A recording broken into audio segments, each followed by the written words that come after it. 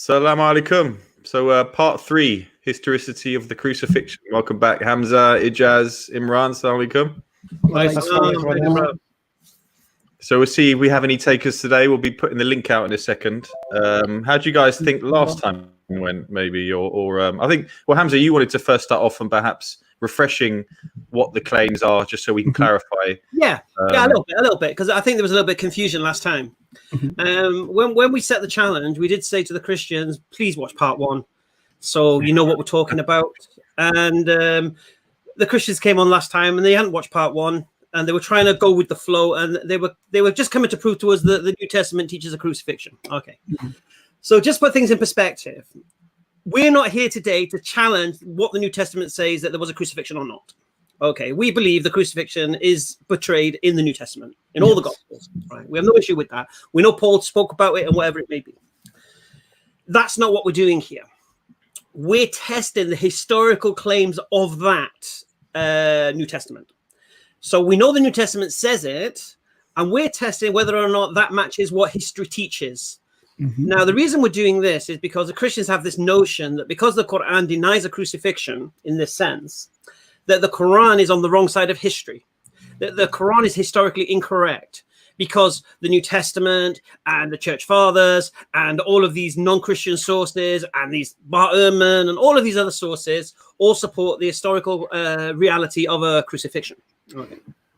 Yes. So what we did, if you haven't watched part 1, we challenged the claims of Josephus, we challenged the claims of Tacitus and Lucius.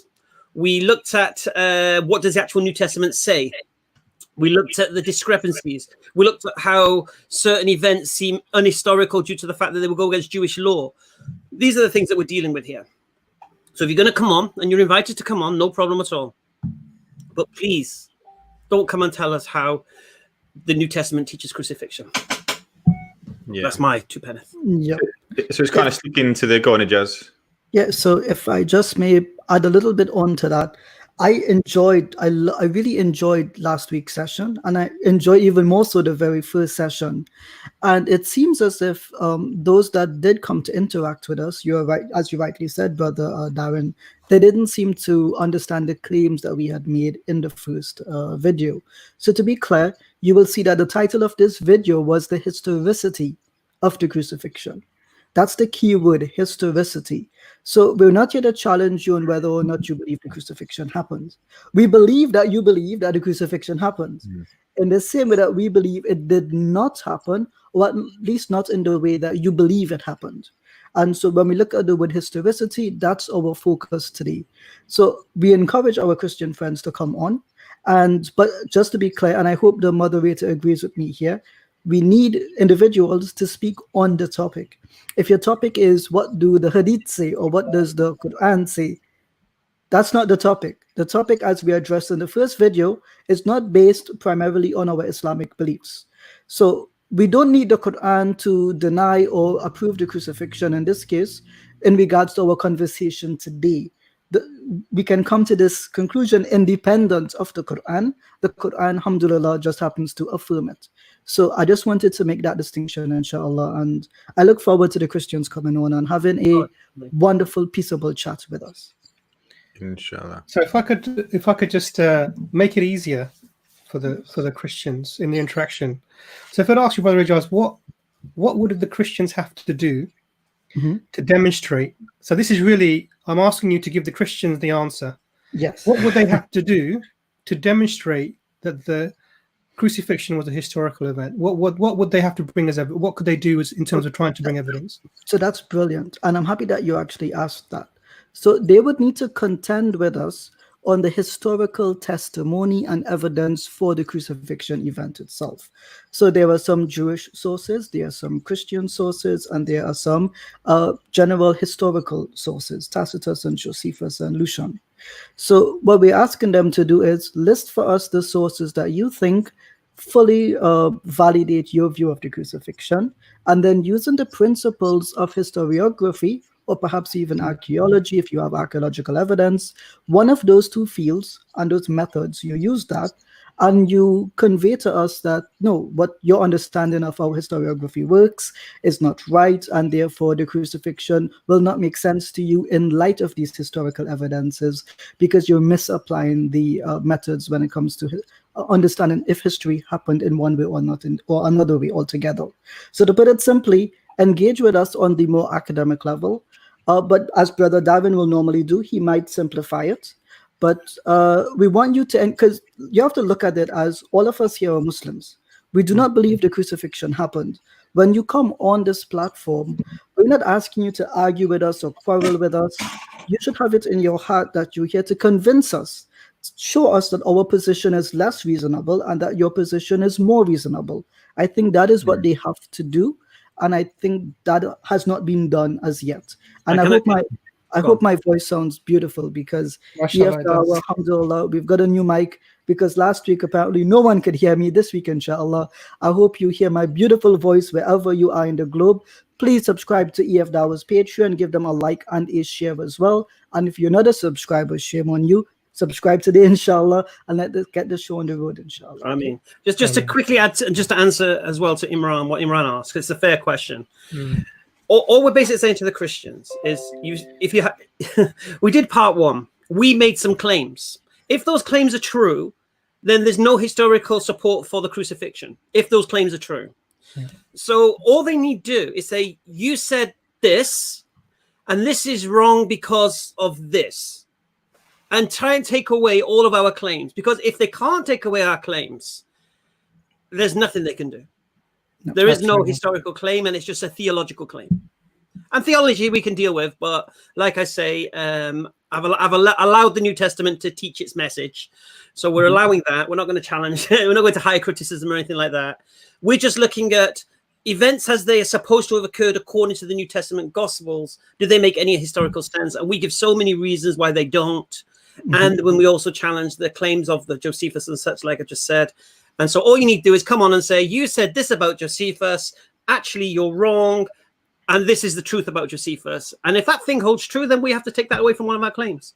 Yes. So all they have to do is refute our claims. If you can't refute our claims, then our position stands. You can't touch it. Yeah.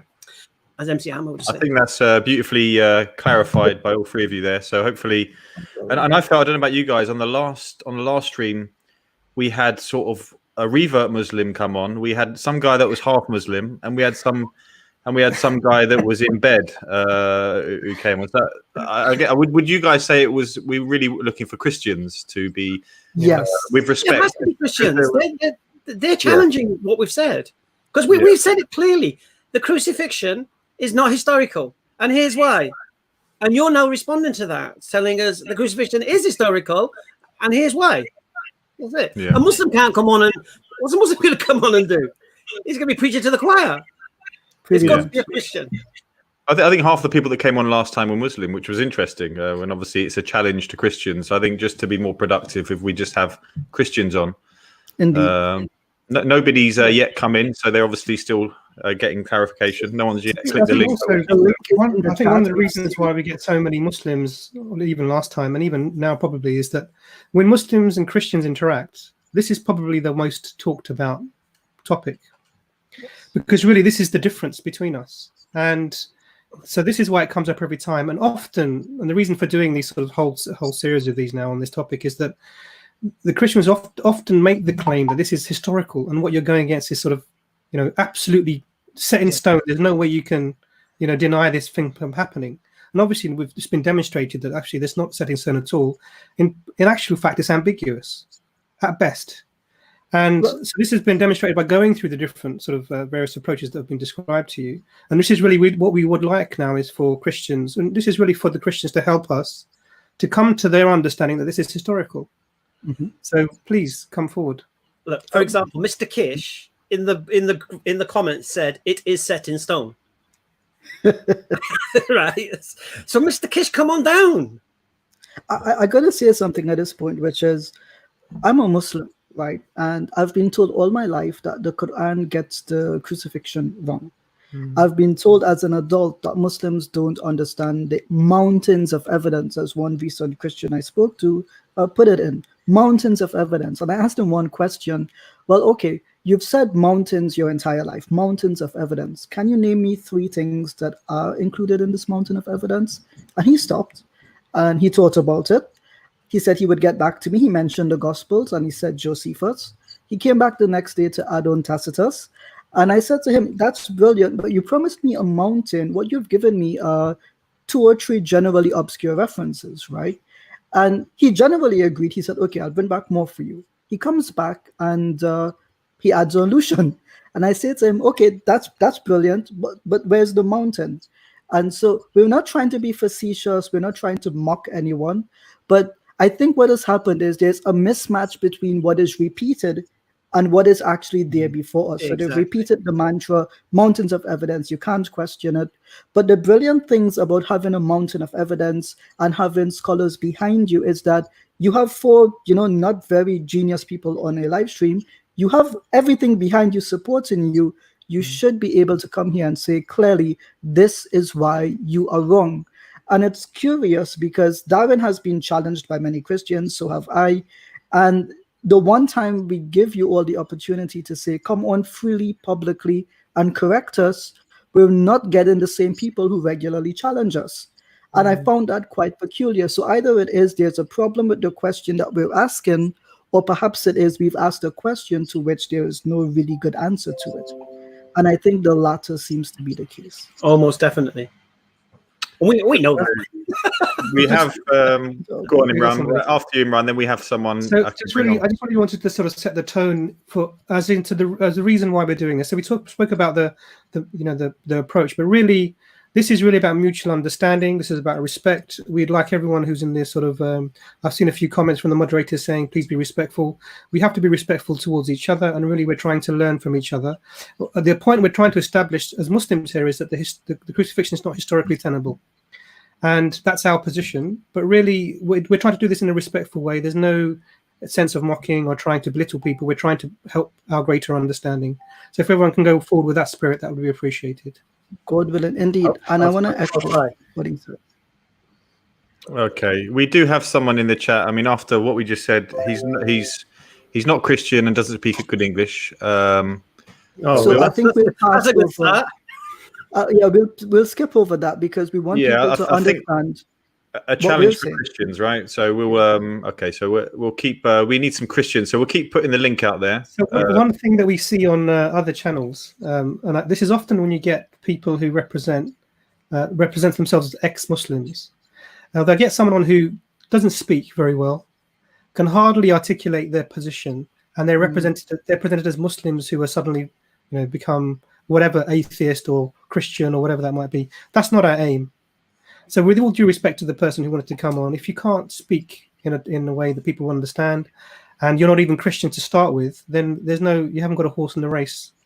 So wish you all the best with that. But that's not what we're trying to do. We're trying to accurately represent the views of Christians, which is why we want Christians to come on and please represent yourselves.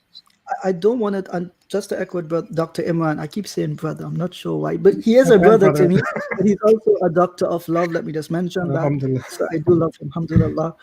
So yeah, normally other channels would look at that individual who volunteered themselves and jump and give him a spotlight.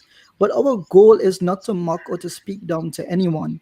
And we want to have real, actual conversations with reasonable people. And we don't want to have anyone to have a disadvantage. And I can tell you, when I was with EF Dawa at the park, there was actually a process we went through. Can this person understand what we're saying? Can they be understood? Are they lewd or vulgar? Are they reasonable? Are they just going to storm off during mid-conversation? Are they going to scream or shout? So we try to have reasonable people on camera because it would be far too easy to put all the angry and irrational people just to get views. But the goal is not YouTube views. The goal is dawah for the sake of Allah. And that's why today I'm on EF Dawah. And I'm happy to be here with these 3 sometimes beautiful brothers. Inshallah, may Allah guide them to Chelsea. We ask that Allah guides them into Shriek. We have someone? No, not yet, but we have a question from Abbas, so we may as well. Once someone comes in, says, "Is Hamza eating chocolate trifle on a live stream?" No, he's eating homemade cheesecake. It's a cheesecake, Abbas. There you go. I do want to add here that I've only ever seen once where Hamza has gotten like resoundingly defeated, and it was quite a shock to me. And I'm sure Hamza would agree that he was Don't go to defeated the in this. football, please. Was it a Brexit? Was it a Brexit debate? I'll tell you, we went to, That guy the there. sanctuary of sanctuaries, and you would not believe, Darwin and I are pretty young men. We love football. We live and breathe football. Clearly, I'm wearing a very beautiful shirt, as Darwin would agree. But what surprised us was that Dr. Imran blindsided us completely. He actually demolished us to our faces. And I remember looking at Darwin, because Darwin had been going on all day. I've got a really powerful shot. He has all the power, but little accuracy. We might have a Christian coming on. His name is Elijah. Okay. I met this guy kind of online yesterday. He's Lucky. He's some kind of, I think he met him actually through his aunt. And I was basically, Lucky put a status up that Islam is the fastest growing religion in the world. And his aunt in response posted a link saying that Christianity is the biggest religion, as if the two have anything to do with each other, right? So I just basically said, well, to be honest with you, the Catholics don't recognize themselves as Christians, and the Protestants don't recognize Catholics as Christian anyway. So you can't really say they're all the same. But even if you could, it means nothing anyway. But anyway, Elijah was on my side against his aunt, saying Catholics are not Christians and all of this, right? So we didn't speak about Islam. We spoke about Christianity. But he's a bit of a Bible thumper. He said he was going to use the sword of the book on the aunt. So he may be coming on. He's here now, Hamza. So I'll bring him on. Perfect. Welcome, Elijah. Welcome to the stream.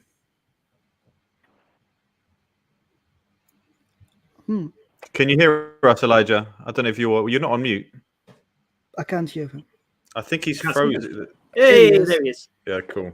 Okay, let's give him a sec to see if it buffers. I think he's in the US, so I don't know if that makes a difference with the. Yeah, Elijah, can you hear us? All right. Are you guys hearing him? I'm not hearing anything. I don't hear anything. No, it seems to be frozen to me. Yeah, I think maybe Elijah, if you've got better internet somewhere, it may be worth trying to come back on with.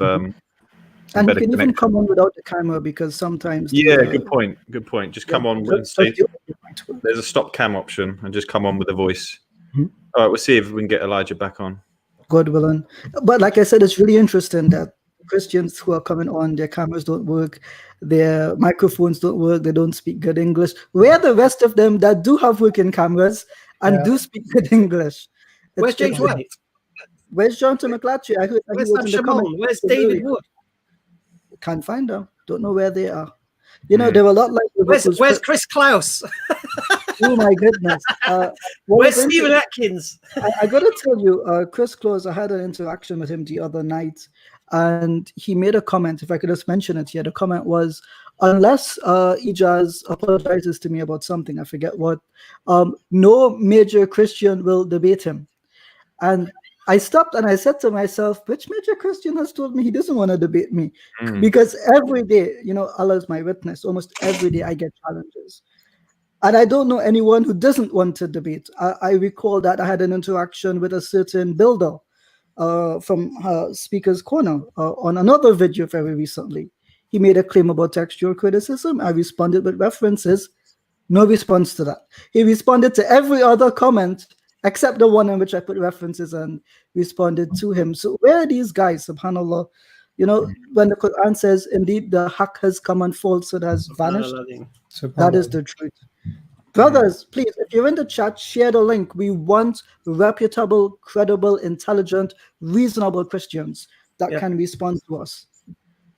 And the other thing actually is very interesting is it may be the situation like we had with this claim about 5,000 manuscripts proving evidence, and then when this was sort of looked into in detail, all of these are late. I mean, there's nothing in the first couple of centuries, 3 centuries, and everything else is very, very sort of late. And I think that argument now has become less and less popular. We don't really see that very much. And it might be that this is one of those things about the historicity of the crucifixion that has been sort of peddled a lot. And actually, the vast masses of the Christians accept this without having actually looked into it. And it might be that they're having difficulty in responding, which is reasonable, which is fair enough, which is what we'd expect from our perspective. So although we're saying reputable academics, we really want the people who make this claim to come forward. But if you're in the sort of comments and you've always believed this, it would be useful to know sort of why you believe it. If you want to come on and say, look, I've been told this and this is what I've done, and then you can give us your response to the things that we've presented. Were you aware of the fact that Josephus is so late and his work, for example, is written is disputed in terms of what was said, and all of the other sort of things that we've looked at in terms of historicity? By all means, come. I mean, we're not horrible. We're here to have discussion, and we're really here to try and sort of educate and learn as well. If you got something to teach us on this topic, this is what we're really here for. Yeah. So if you're the people who are making the claim are not coming forward, then feel free to come forward and discuss with us, please. Indeed. So a lot of because here's the thing, you see. If there's no historical support for the crucifixion, the crucifixion is the fundamental part of Christianity. Without a crucifixion, there can be no resurrection. So if there's no historical support, all you've got left is the theological support. And that will be our next agenda. So right now, we're just dealing with the history here. Yeah. When we start challenging the actual theology, that's when you're going to have big, big problems. Right now, we've made it so easy for you. This is the thing. Yeah. There's so much evidence, so much things in history. What's do I keep hearing? It's the most attested thing or something in history. Yeah, the crucifixion of Jesus occurred. I mean, come on. The Christians reach out to Bart Ehrman to support them in this cause. Look, even Bart Ehrman agrees. Come on. Can't be that hard. If people have, like you just said, if people can share it amongst, if you're in any Christian groups, share it. Say the Tower guys are put out a challenge. Because just to be clear, they've had 2,000 years to collect the evidence and develop the science behind the history behind it. So, 4 lads on a YouTube stream should not be this difficult to respond to. And just to settle something, a lot of people tend to think that we sit down and we're not actually studying and reading. So here is a lovely book I've been reading from an atheist, a rule book for arguments, and I found it to be brilliant. Look how small it is. It's a handy, nice resource. You can read this in about half an hour and walk away with much stronger, robust arguments. I got this one yesterday with my mic, alhamdulillah. A concise guide to New Testament textual criticism by a Christian. So we're reading from your sources. We don't sit down and go on Google and say anti-Christian explanations or reasons as to why the crucifixion didn't happen. We're sitting down and we're reading from your sources because we want to deal with you reasonably and fairly. We don't disagree out of spite or hatred, but out of reason primarily and revelation. Brother Jordan, is there anyone in the chat? There's no one at the moment. So I can see Chris is in the comments. Yeah, we've got comments and we've got 5 dislikes on the video. So there's no point in just disliking it. I think the dislikes came before. There's no point disliking it and then just going. Jump on. And yeah, we've actually got someone in the chat, and then we've got Mary here. So okay. I will assume Mary is a Christian. Let's see. I hope so. Welcome, Mary. Hi, Mary. Can you hear us? Can you hear us, Mary? Yes, I can hear you just fine. Hello, Mary. Can you hear me? Hello, Mary. We can hear you loud and clear. Yeah. Yes, I can. Mary, I think you've got a YouTube link. You've probably got a couple of links open. If you close one of them, because we can hear echo back.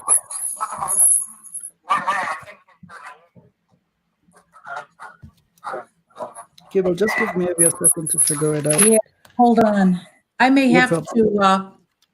Can you hear me okay now? Yeah, you're very clear. You're very clear. Is that all right? Okay. The problem is, Mary, there's we echo back, so I think you must have a couple of tabs open, maybe, or an extra YouTube one.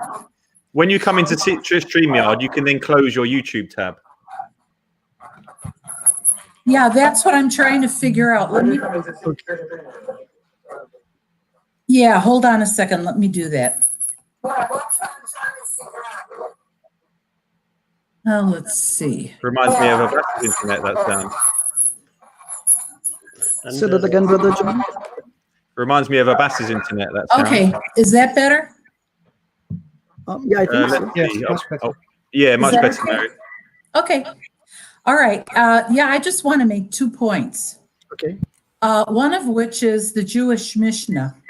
And I want to read to you a statement from that set of writings. If you know much about it, you probably would know that the Jewish rabbis preceded Islam, all of the prophets and so forth in Islam, in terms of the oral tradition. So we know that the Jewish rabbis actually memorized every part of their religious books, in addition, of course, to their Bible, to the Old Testament. But anyway, that they went ahead and they were somewhat of the originators. They preceded Muslims, by a great number of centuries in terms of memorization of their books. So I'm going to read you a passage here, but I want to precede it by telling you that knowing quite a few Jews, I have yet to run into any Jew who denies the crucifixion. And I have always found that to be very interesting. I think, though, that one of the reasons for that is while they tend to be looked at a lot differently than Christians, because we're not that interested in what the Jews write or wrote in their sacred texts, simply because they're not pro-Jesus as Savior. But on the other hand, they're definitely anti-Jesus as Messiah. And so let me just read what it says. On Sabbath Eve and the eve of Passover, of course, this is written in Hebrew, Passover, Jesus the Nazarene was hanged. Wait, I'm reading this. And a herald went forth before him 40 days, heralding Jesus the Nazarene is going forth to be stoned because he practiced sorcery and instigated and seduced Israel to idolatry. Whoever knows anything in defense may come and state it. But since they did not find anything in his defense, they hanged him on Sabbath Eve and the eve of Passover. Ullah said, "Do you suppose that Jesus the Nazarene was one for whom a defense could be made? He was a Meshit, someone who instigated Israel to idolatry, concerning whom the merciful God says, show him no compassion and do not shield him." With Jesus the Nazarene, it was different, for he was close to the government. So that I just wanted to present that one angle as being a historical document, but I wanted to just make one more point. What precedes and actually shoves away every bit of anything historical, and I'm speaking especially to Ijaz, but more so to Hamza, is faith. Faith is the reason I cannot believe in Islam. And that's all I have to say. Thank you. Can I just respond very quickly? I was reading about this today. I'm just trying to find exactly where I read it in this book, right? About the Mishnah, yeah? Mm-hmm. And you just said that's historical. But that said he was going to be stoned. But at what? It said the herald said for 40 days he's done sorcery, he's done this, and he's going to be stoned and then hung on the gibbet. Yeah. So do you believe it's historical that Jesus was stoned? No. But you just quoted this as historical. No, because if Jesus, you have to consider what court actually tried Jesus. It wasn't even the Sanhedrin. Wasn't it? No, it wasn't. It was the high priests. Right. Let me ask you the question again. Sorry, I think you misunderstood my question. Mary. You just quoted the Mishnah as if it's historical. And that says he's going to be stoned 40 days prior. So this is 40 days in advance of his death, right? And we don't see this. So if this is historical, you believe Jesus was stoned. If you don't believe Jesus was stoned, well, then this is not historical then. No, you have a very strange argument there, Hamza. And let me tell you why that is. Go on. Because you are not understanding Jewish law, Roman law, and all of the pieces of the relationship that existed between the Jews and the Romans. I'm reading about it You all day need today. to study why Jews would be stoned and understand that that stoning in this case would not apply to Jesus. He was turned over to the Romans instead. Sorry? You were saying, who told you that? The Romans are the ones who actually carried out the crucifixion. So who tried him? He was tried first just by priests of the Sanhedrin. It Right. was 2 in the morning. Okay, When but that the- was illegal according to Jewish law. Pardon? That's illegal according to Jewish law. What's illegal according to? You can't try somebody at night. You can't try somebody in secret. They weren't trying him. They weren't trying him. No, the high priests were building their case as to what they needed to do in order to be able to do away with him. And that's where the Romans stepped in. Hamza, what was the reason Christians say he was crucified? Now, first of all, let me tell you, the real reason Jesus was crucified has nothing to do with all this historical crap. He was crucified for our sins. Oh, that's just theology. We all crucified Jesus. Mary, no disrespect. Mary, we know what the theology is. Yes. Yeah, we know what you're right. I don't think you do, but okay, go on. Oh, we do. You believe Jesus was sacrificial lamb to atone for original sin. We know that. Okay. We're not arguing against that. We're arguing against, does history support what you're saying? So you quoted the Mishnah, right? So you quoted the Mishnah as if it was quoting history, that a herald for 40 days was saying this man is going to be stoned. Yeah. Right. Why wasn't he stoned? Did anybody come forth from that? But what was the herald saying he was going to be stoned? Okay. So what was the herald saying he was going to be stoned for? The herald wasn't saying, the herald didn't say that. The herald was out looking. It wasn't the herald. What am I trying to say?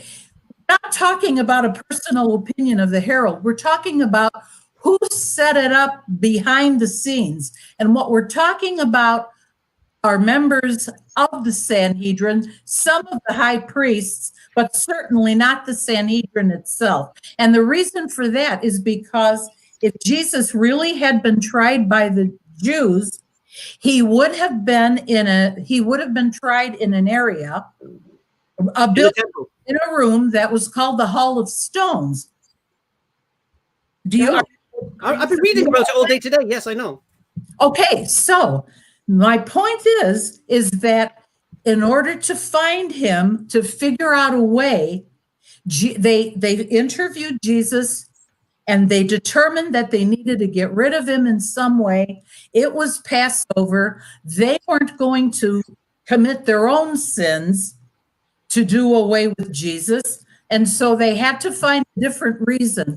The Romans crucified Jesus because he was a political threat.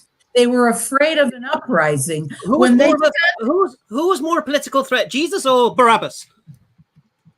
Jesus was. Barabbas was a rebel leader. Jesus, where does it say that Barabbas was a rebel leader? It doesn't have to say it in the New Testament, does it? Does it say it there? Or does it have to?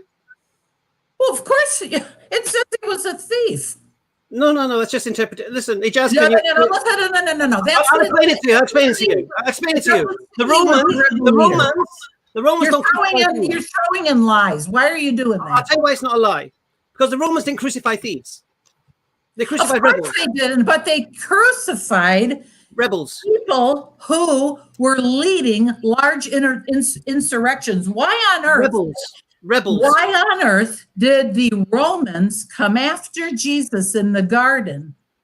They didn't. If I may answer here. with an incredible number of soldiers. They didn't. Why If did you they read do it, it was that? guards from the temple. If you read it properly, it's guards from the temple. Guys, Should do you we mind get if I- Ijaz? Ijaz, Yeah, you want to go on, come in? Ijaz. Yeah. Kind of So- I off find what I was topic. reading.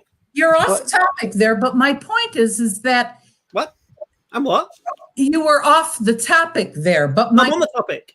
You said the Romans arrested him in the garden, and I said no. It was the Jewish priests and guards that arrested him in the garden. But that's not the, you're interrupting me. The point I'm making is that it wasn't one soldier who came to arrest him. It wasn't the Romans. It was Why on earth would they come after one man with they didn't. section of the Roman army? Why? They didn't. The Romans didn't come to the garden. The Jews did. That's why they took him to the house. Do you think the Jews had that power that they could take a prisoner off the Romans who was being arrested for insurrection? Come on. You need to go Mary, back do you and mind read if we the get Bible. Ijaz? But my Let me point is mute, I presented my Sorry, Mary, muted you for a bit. Ijaz, if you come on, Mary, you've been muted. I just want to hear what Ijaz has to say, and then I promise you, we'll get back to your point as well. Indeed. So I just want to mention here, Mary, if you can hear me, in Mark chapter 15, verse 7. Now, a man called Barabbas was in prison with the rebels who had committed murder during the insurrection. So the New Testament does mention him as a rebel. I have it here. I'm reading from the Greek New Testament here. So that would be Mark chapter 15, verse 7. Incidentally, I believe Tacitus actually mentions that the people were generally only sent to crucifixion for being rebels and committing high crimes. So he would not have been crucified for being a thief alone.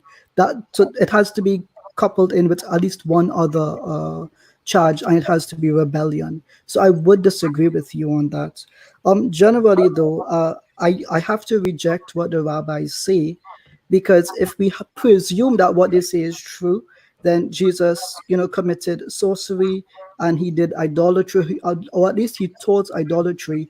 I do not think that Jesus, the Messiah of God, would teach sorcery or idolatry. So I would question this statement. If the presumption is we should accept whatever the Jews say about him, do we take that position in what they say about his mother, for example? So just generally, I think what Hamza was trying to say was that your point, as you made it, contradicts the historicity of the event itself. Mary, you please feel free to respond. I don't mind you laughing, it's okay with me. So please engage with what I've said, if possible. Yes. Well, Ijaz, you are totally off the point. The point you guys came on and said we're going to talk about is not about what the Jews said about Mary, and it's not about what the Jews said about Jesus. What you said the topic was proof, historical proof that Jesus was killed. Crucified specifically.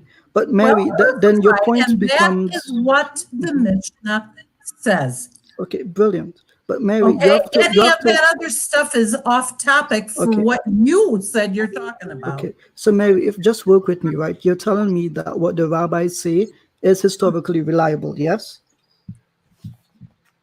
That's why she's quoting it. Yes, and the other stuff about Mary and all that, but let's just pause there. So let's just pause there. So you're telling me it's historically reliable, we can trust what they say, but you don't trust it when they speak about Jesus in other areas, just in this one area.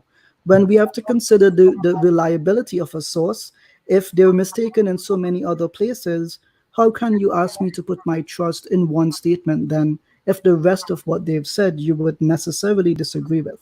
Can you help me work out the machinations of your thought there? Your thoughts? Well, since you completely eliminate all the other sources, and those are not being spoken of within this context, my answer would be that there certainly was evidence for the Jews that Jesus that they killed Jesus. Just like I read about Muhammad and him going to heaven on a steed, and I don't see any historical evidence about that. Just and to be the clear, only one who writes about it was Muhammad. It so- isn't anywhere else. I mean, just to be come on, guys. just to be clear, Mary, I think that's a bit of an equivocation, because Paul also said he went up to heaven, You don't 2 like it. Corinthians chapter 12. And no, I don't believe that you reject the historicity of that, right? So if Paul did it, Muhammad, peace be upon him, did it, that's irrelevant. We're focusing on the historical sources about Jesus, right? So the question I asked you still stands. If I can't trust the rabbis and what they say in the same work, mind you, from the 3rd century, then why should I trust everything else that they do say? You need to give me a reasonable argument in order for me to be convinced. I want to understand your position. I don't disagree with you because I dislike you, Mary. In fact, I think you're quite polite. May God reward you for being kind in your tone and cheerful. I appreciate that. So please help me. That's what I'm asking, because I am interested in seeing where you would like to take this. Well, Jazz, I guess the only thing I could say is that my faith does not permit me to believe in Islam and to believe what it says in the Quran. And what I also know is that there's scripture in the Bible where it actually states that those who are Christians are chosen by God. Perhaps the reality, guys, is that none of you are chosen by God to be Christians. Could I ask you a question, Mary, if that's okay? Sure. So I think so. Mary, you started off by saying that you were going to refer to the Mishnah, Yeah. and I just wanted to ask you that when was this oral tradition written down? When do we have our copies of these manuscripts of the Mishnah? When do they come to us? It was all oral tradition. I believe it did not. They decided to write it when the Jews were expelled out of Jerusalem, out of Israel, and when they were dispersed all over the place to different locations. So I believe that is when the oral tradition actually became written. I'm not an expert. I don't have any YouTube channel on anything. I'm just an old woman. I respect you, and I thank you for answering that. So the question then follows is, when the writings that we do have that come from the Mishnah, when are they from? So if you look at the manuscripts that we have. Oh my gosh, when they began to write them down, they wrote down everything that, I don't know, I think it began in something like, was it the book of the law, I think was 500 years before Christ. And then it continued after that. That's when the Sanhedrin, the one that I'm referring to. I'm not that up to date on all of that kind of stuff. I would admit that that's not an area of big interest for me. So the reason for asking the question is, and I think Brother Josh can correct me, is that when we're looking as a non-Christian looking at this, so I'm now looking at extra biblical evidence just being presented. One of the things I have to do is look at when these writings that we have come to us from. And as far as I can see, and I've sort of I've just done a very quick look to see, and really where I went to was the University of Cambridge Digital Library, and you can see the earliest copies of the Mishnah there. Maybe we can post a link, and they're dated from 470 Christian era. So that's the 5th century after Christ. So I think one of the things I have is actually this is extremely late after the event that we have the earliest manuscripts from. and maybe Brother Giles knows a little bit more about the manuscript dating. But then, if you look at that, then the Gospels themselves would be earlier than this, and even there is issues within the Gospels as well of how they present the events. But again, the events you're presenting are in contradiction to the events that you find even in the actual New Testament. So, for example, one of the things you said was that the Jews came to take Jesus from the garden, and it wasn't the Romans, but you see the disciples having weapons to try and fight off a group of people. And as far as I'm aware, these were, and I know Hamza's presenting a different picture, but as far as I'm aware, these were Romans that came to get him. A cohort of 600 soldiers. Sorry? A cohort of 600 soldiers. It depends on which gospel you read, to be honest. Absolutely. So what we're finding is a sort of an inconsistency. So what I see is that the documents themselves are late. They're 5th century. The narrative isn't coherent with the New Testament narrative. And the question that you raised quite interesting was, why would the Jews write about this if it didn't happen? Well, I can give a very straightforward answer to that. And actually, it's from Ezekiel. The prophet that's killed is a false prophet, and this would be enough of a motivation in the eyes of those people who reject Jesus. Because Muslims, we don't reject Jesus, peace be upon him, we believe him to be the Messiah sent to the Jews. In the eyes of the people who reject him, this would be a sufficient motivation to record somebody being killed. So for me, on 3 different points that it falls down. So the narrative isn't coherent. The motivation would be quite clear why to write this, and the manuscripts, as far as I'm aware, are quite late, for 5th century or later. So for those 3 reasons, I think the historicity isn't clarified or sufficient for me to accept it. But maybe Brother Giles knows more about the datings than I do. I have one more angle, sorry. Going back to the Mishnah. Because the first thing we have to understand is that Jesus was a common name. So it could be referring to a different Jesus who was stoned and crucified. And I'm just reading, there was a Jesus Han-Nazio, or Jesus Ben Pandera, who existed before the historical Jesus we're referring to. So the Mishnah could be referring to that particular crucifixion. Because here's your problem with this, Mary. If it's historical, then Jesus would have had to be stoned. If he wasn't stoned, what we're talking about is either not historical or it's referring to somebody else. And I don't think it supports the crucifixion as Christians believe it is historically, looking at the evidence. Okay, well, to each his own. I'd like to sign off and hear you interview some other people, which I guess are waiting to talk. I thank you for giving me this opportunity. And like I said, coming on, Mary. Isn't it all about faith, folks? No. Faith well, for me. Faith is where it's at for me. Faith is, if you believe in God, you certainly have to have faith.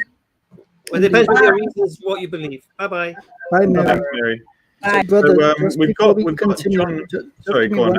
Brother Jordan. So, Dr. Imran, I actually checked, and it's the 15th century date of creation. So, the name has 470, but I just think that's the manuscript number. I'm reading from the Cambridge website, and it actually says... We can post a link for that. Yeah, and I think it's important because this means that this is, millennia, over 1,000, 1,500 years after the event. And I think it's interesting that someone would have to go to such a late document to try and establish a narrative. Now, just before we carry on, Jordan, I'm just sending the link to someone to post to that manuscript. Thank you, Doctor. There is a mention of James in the Antiquities of Jesus as well. I'm probably you're aware of that. Yes. Tonadelphon, Jesu, tu legomenu Christu, the brother of Jesus who is called Christ. And that's correct. That's right. And again, we see the priests. What they did was they again tried him and turned him over again, and the form of punishment he was going to go for was to be stoned. So it fits with the thing that Hamza is presenting, that that text would have presented a stoning as opposed to a crucifixion as a form of But the reality is there was Jesuses that existed before who were crucified and who were stoned. Sure, absolutely. Okay, brilliant. Who do we have? So we have Jonathan is next. So welcome, Jonathan. Arul is also here. So Jonathan, if you put your claim first, and then we'll go from there. Excellent. Well, great to be here, and thanks for taking me on. So, I was disappointed in watching the first video that you did on the crucifixion. That you spent a lot of time dealing with some of the secular historians, Tacitus, Josephus, when really that's not the meat and potatoes of the case for the crucifixion or the historicity of Jesus of Nazareth. In biblical scholarship, the meat and potatoes is, of course, the primary sources which we have in the New Testament. So I want to deal with one example from the New Testament, and that is in 1 Corinthians chapter 15, which is one of the letters of Paul that he wrote from Ephesus in the early to mid-50s of the first century. And he says from verse 3 through 8, "For I delivered to you as of first importance what I also received, that Christ died for our sins in accordance with the scriptures, that he was buried, that he was raised on the third day in accordance with the scriptures, and that he appeared to Cephas, then to the 12. Then he appeared to more than 500 brothers at one time, most of whom are still alive, though some have fallen asleep. Then he appeared to James and to all the apostles. Last of all, as to one untimely born, he appeared also to me." And so when we're evaluating the historicity of the crucifixion question, we have to come to adjudicate how was it that Paul came to claim that Jesus had in fact been crucified? What best explains that fact?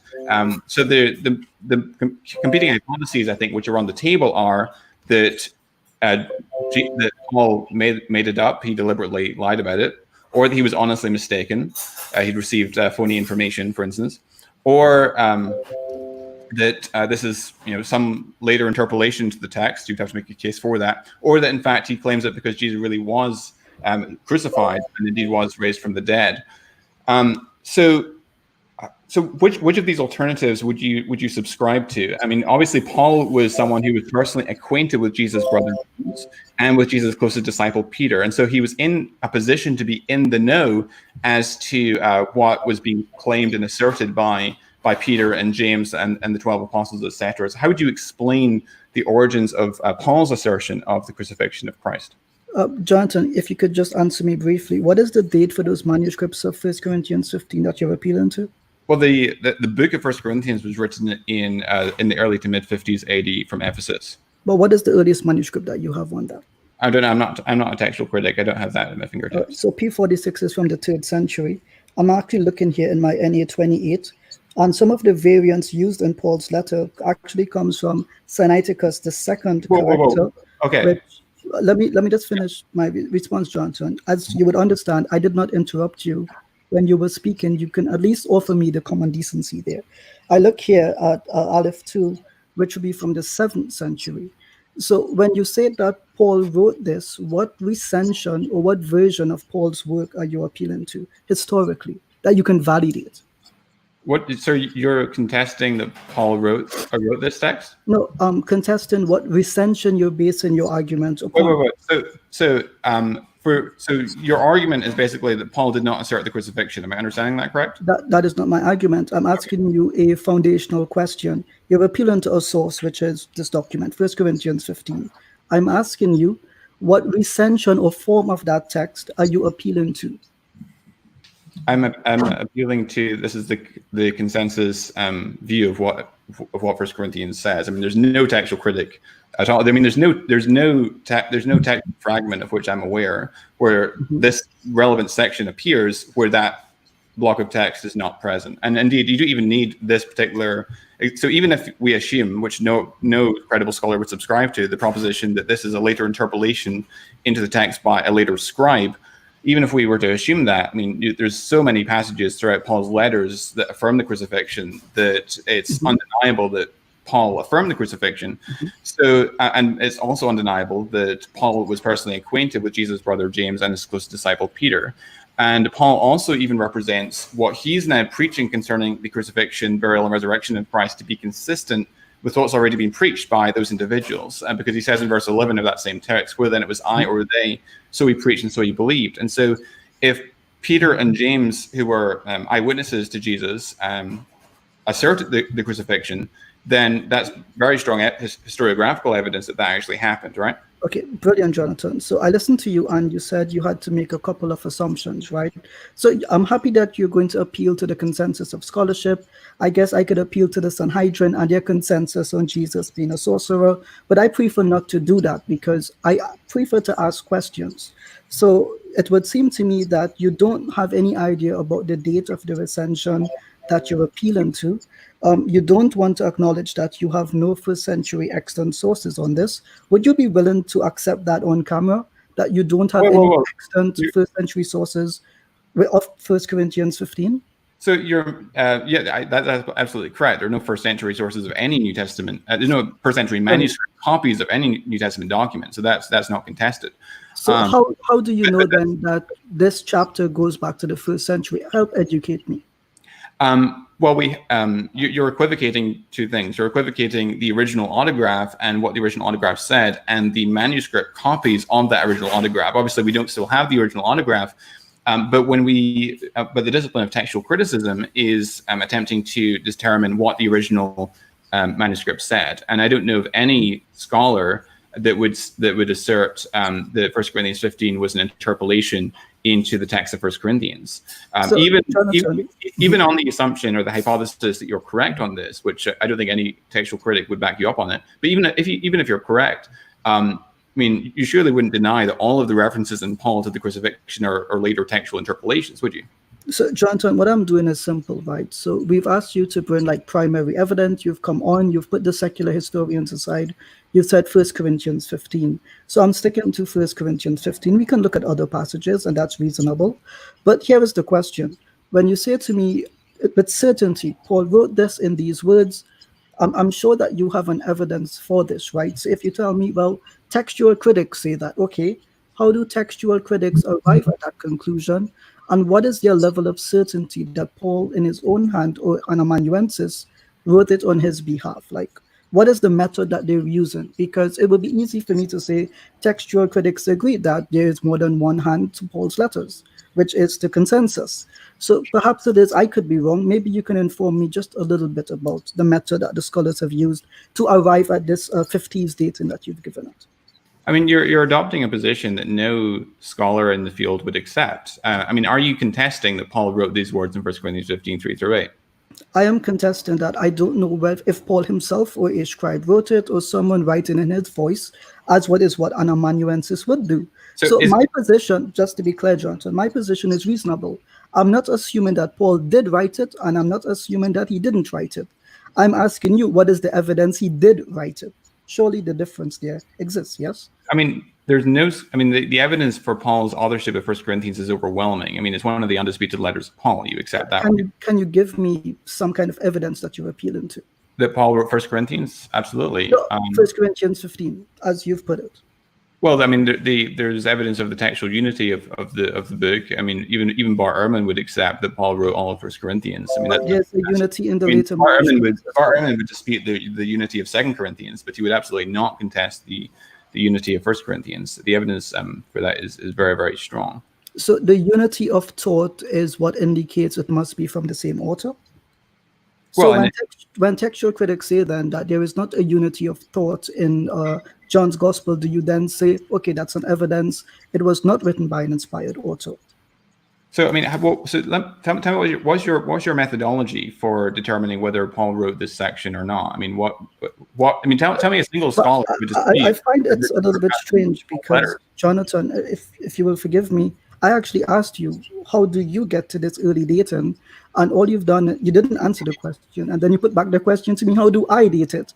But I'm not the one making the claim. But you're the one that's in the fringe position. No, my position is it reasonable to say, I don't know if Paul wrote it himself or if a scribe wrote it on his behalf. I don't know. I was not there. You're the one making a claim in history, 50s. So I'm saying, Johnson, please help me. I'm a Muslim, help me. Obviously, Paul used scribes. I mean, there's no one contesting that Paul used scribes. He sends greetings from his scribe in Romans, for example. So no one would contest that. But you nonetheless would accept that Paul affirmed and asserted the crucifixion of Jesus, right? Well, Can I depends just say on- something, Ijaz? Can I just say something? Sorry, because we're streaming away from what we're talking about here. No problem. Okay. See, you're assuming what Paul says is true. You're assuming Paul never lied. You're assuming Paul never made mistakes, and what he said must have actually have happened, or he may have thought it happened, or he may have heard it may have happened, and it may not have. May have. Okay. We did start this whole stream by saying this. Please don't come on and tell us what Paul said. Yeah. We're going to do a whole stream on whether Paul is a reliable source of information. We're going to do a whole stream on whether the New Testament is a reliable source of information. We've been very generous with the New Testament so far. Yeah. So we're not testing whether or not did Paul, the textual criticism, the higher criticism. We're not even going there right now. Like I said, we're just testing the claim of the Christian with regard to crucifixion. Looking at, and you talk about these secular scholars. These are the secular scholars that Christians bring to us. These are the three names that reel off the tongue as soon as we start talking about the crucifixion and its historical nature. So don't act like we've brought the scholars. The scholars are presented to us. We've just batted them out of the park, right? So now what we're doing, we're looking at the New Testament and what the New Testament says and whether that goes along with historical lines. Yeah. Now, whether Paul thought there was a crucifixion or not is irrelevant because Paul wasn't there. Paul's just reporting hearsay. That's all it is. Anyway, that's my point. So when you say that Paul is reporting hearsay, I mean, he's someone that's much close up to the facts than Josephus, Tacitus, and that you mentioned. And was he there? No, he wasn't a witness to Jesus. So he's not reporting his own testimony. He's speaking with people who are, which means that he's close up to the facts. Just 1 second. We don't know what he's reporting. Hamza, if I may, I just have a question for Jonathan. Paul was persecuting Christians according to your belief, Jonathan. I would assume you agree with me on that. Right. And what did it take for Paul to affirm that Christ was the God Messiah? What did it take? Well, Jesus appeared to him on the road to Damascus. So I would imagine that he would have heard Christians and Jews generally speaking about Jesus, passing through their villages and towns, the crucifixion, and none of that seemed to convince him. What convinced him was a physical, allegedly, or personal encounter. So when we appeal to the historicity of something, Paul's experience is not grounded in history, as you would agree. It's not something he was convinced by. He became convicted in his faith only after a personal encounter. Now, to be clear, I've met many Christians who said that Jesus have appeared to them, but I don't operate under the assumption that their claim is based in factual history or some kind of objective form of experiential validation. So on this point, I think what we're trying to get to is even Paul himself did not come to believe on a historical ground. He came to believe on a personal encounter ground. And I think that differs with the topic that we're presenting today and with the claim that you're making. Is it perhaps, do you have some kind of evidence that Paul was convicted first in his faith with historical evidence, or was it that he was convicted first with the personal encounter as he gives it? The point is, though, that most this particular text that I mentioned in 1 Corinthians 15:3-8 is regarded by many scholars, as you know, I'm sure, to be a creedal tradition that Paul's passing on to the Corinthian Christians. And I think there's debate about as to exactly when Paul received that creed. Some scholars say that he may have received it 3 years after his conversion during his visit to Jerusalem in Galatians 1. I don't think the evidence for that is conclusive. But in any case, it mentions, he says in verse 11, whether it was I or they, so we preached and so ye believed. And so he seems to be representing his message, which includes the crucifixion, as being consistent with what's already been preached by Peter, James, the 12, etc. And we also know independently that the Corinthian Christians were acquainted with the preaching of Peter, because in 1 Corinthians 1, they say, Paul chides the Corinthians for having divisions and factions in their midst. Some say, I follow Cephas, others Apollos, others I follow Paul, others I follow Christ, and so forth. And so the Corinthians were acquainted with Peter's preaching, and Paul seems to be representing this proclamation of the crucifixion as being consistent with what's already been preached by these apostles. And furthermore, in the book of Acts, which is written by a traveling companion of Paul by the name of Luke, he was 1 second, Johnson. I think we're getting a little bit away here. Yeah. So your source that that the church in Corinth, which is not in Judea to be sure, so they would not have been witnesses to the crucifixion, is Paul himself in that same letter that you're appealing to. That seems not to be an independent source. So it would be easy for Paul to say, yes, you're acquainted with Peter. Obviously you are. And he writes this to the church in Corinth. And that is your evidence. Is that what you're telling us? Yeah, Paul represents his message being consistent with that of Peter and James and 12, and So it it and still also comes back indicates to that he Paul in the received end. this, right? He's passing on what he's also received, which indicates that the Paul's belief about the crucifixion reflect that held by the other apostles, in Well, particular. that's what Paul says, right? So the question comes back: how do you establish credibility? How do you establish his words as being Oh, that's historical? another stream. That's another stream. It is. But So we're gonna Jonathan, do if Paul. possible, we could follow up on this. And I think that you've been quite respectful in this Yeah, stream so definitely. far. Thank you, Jonathan. Um, I will say, but- Jonathan. Could I just ask a very brief question? Okay. Sure. Hi, Jonathan. Just a very brief question, because obviously I'm not as into the sort of academia of this. So let me try and understand. So you're referring to Paul, and as far as I know, Paul wasn't a witness to the crucifixion. Is that correct? That is correct. Yeah. Mm-hmm. Okay. So from that then follows. So then you say that he was relying upon the testimony of the 12. Yeah. So of those disciples who have written gospels testifying to the fact that Jesus was crucified, that then we could refer to check his understanding was the same understanding as theirs. Sorry, I'm not sure if I'm understanding your question. You're asking which of the four gospels. So what I'm asking is that obviously what we're looking for are, because the claim made to Muslims when they're interacting with Christians is that there are eyewitness testimonies, so people who saw the crucifixion.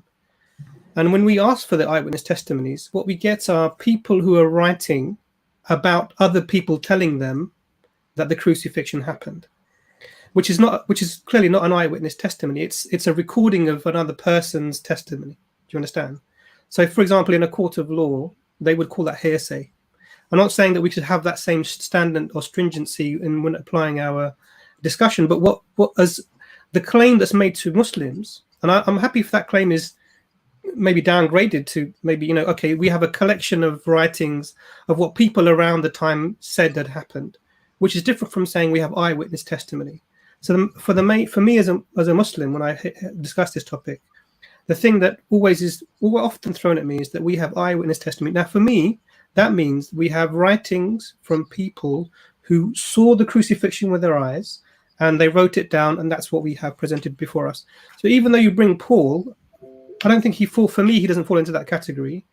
So you said that his testimony was the same as that of the 12, but I'm not aware of the other 12 all having written gospels. So how would you verify what that statement that you made, that what Paul says is what the other 12 were saying? How would you do that? So 2 points there. One is that Paul claims that he's claiming to the Corinthians, who wouldn't be in a position to know this, that what he's preaching concerning the crucifixion is consistent with what's already being proclaimed by the apostles, and particularly Cephas and James and so forth.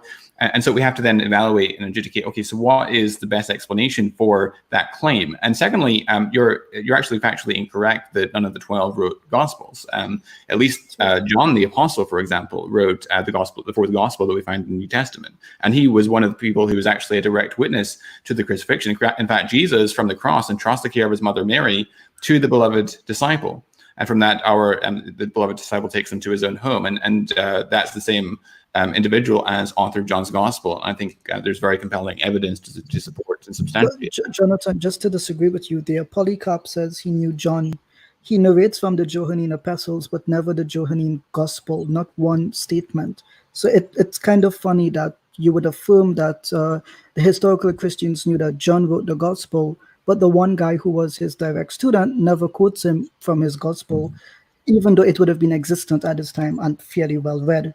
So I think it's more of a misnomer to say that John wrote John. I get that you have your arguments for that, but I just think it's unusual that Polycarp, of all people, never quotes that gospel once. Well, I mean, it's interesting. I mean, the early church father witness to that. It wouldn't be my primary argument, although I do think it's a significant part of the evidence. But the Irenaeus does mention that John the apostle wrote the Gospel of John from Ephesus. And he gets that from Polycarp, who Irenaeus quoting Polycarp, right, whom you just mentioned. Right, and so Polycarp never quotes the Gospel of John. So the link that you're making is Irenaeus knew Polycarp. Polycarp knew that John wrote the Gospel, But that last part of the argument has not been demonstrated. It's an assumption.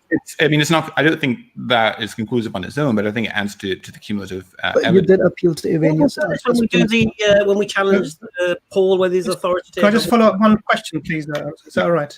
Then I'll So make the I just want to follow up something. Sure, sorry, Hamza. I'll let you carry on after that. I just want to follow up on the point. So what my question was, it wasn't really. I wasn't saying that none of the gospel writers had written none of the disciples had written anything down. I mean, you referred to Paul. What I'm saying is, were they witnesses to the crucifixion? And obviously, there's, you said the 12. So we have 12 people's possible writings that we could sort of all refer to. And you sort of, the thing that we understand from the narrative is that none of the disciples, in the narrative, in the sense that it records that all of the disciples forsook Jesus and fled. So they weren't present at the time of the crucifixion. And this is so that what you're saying to me sort of contradicts, as far as I'm aware, contradicts the narrative of them being witnesses to the crucifixion. But then you bring me, from the disciples that you could possibly bring me, you bring me John, and already Brother Giles has spoken about John.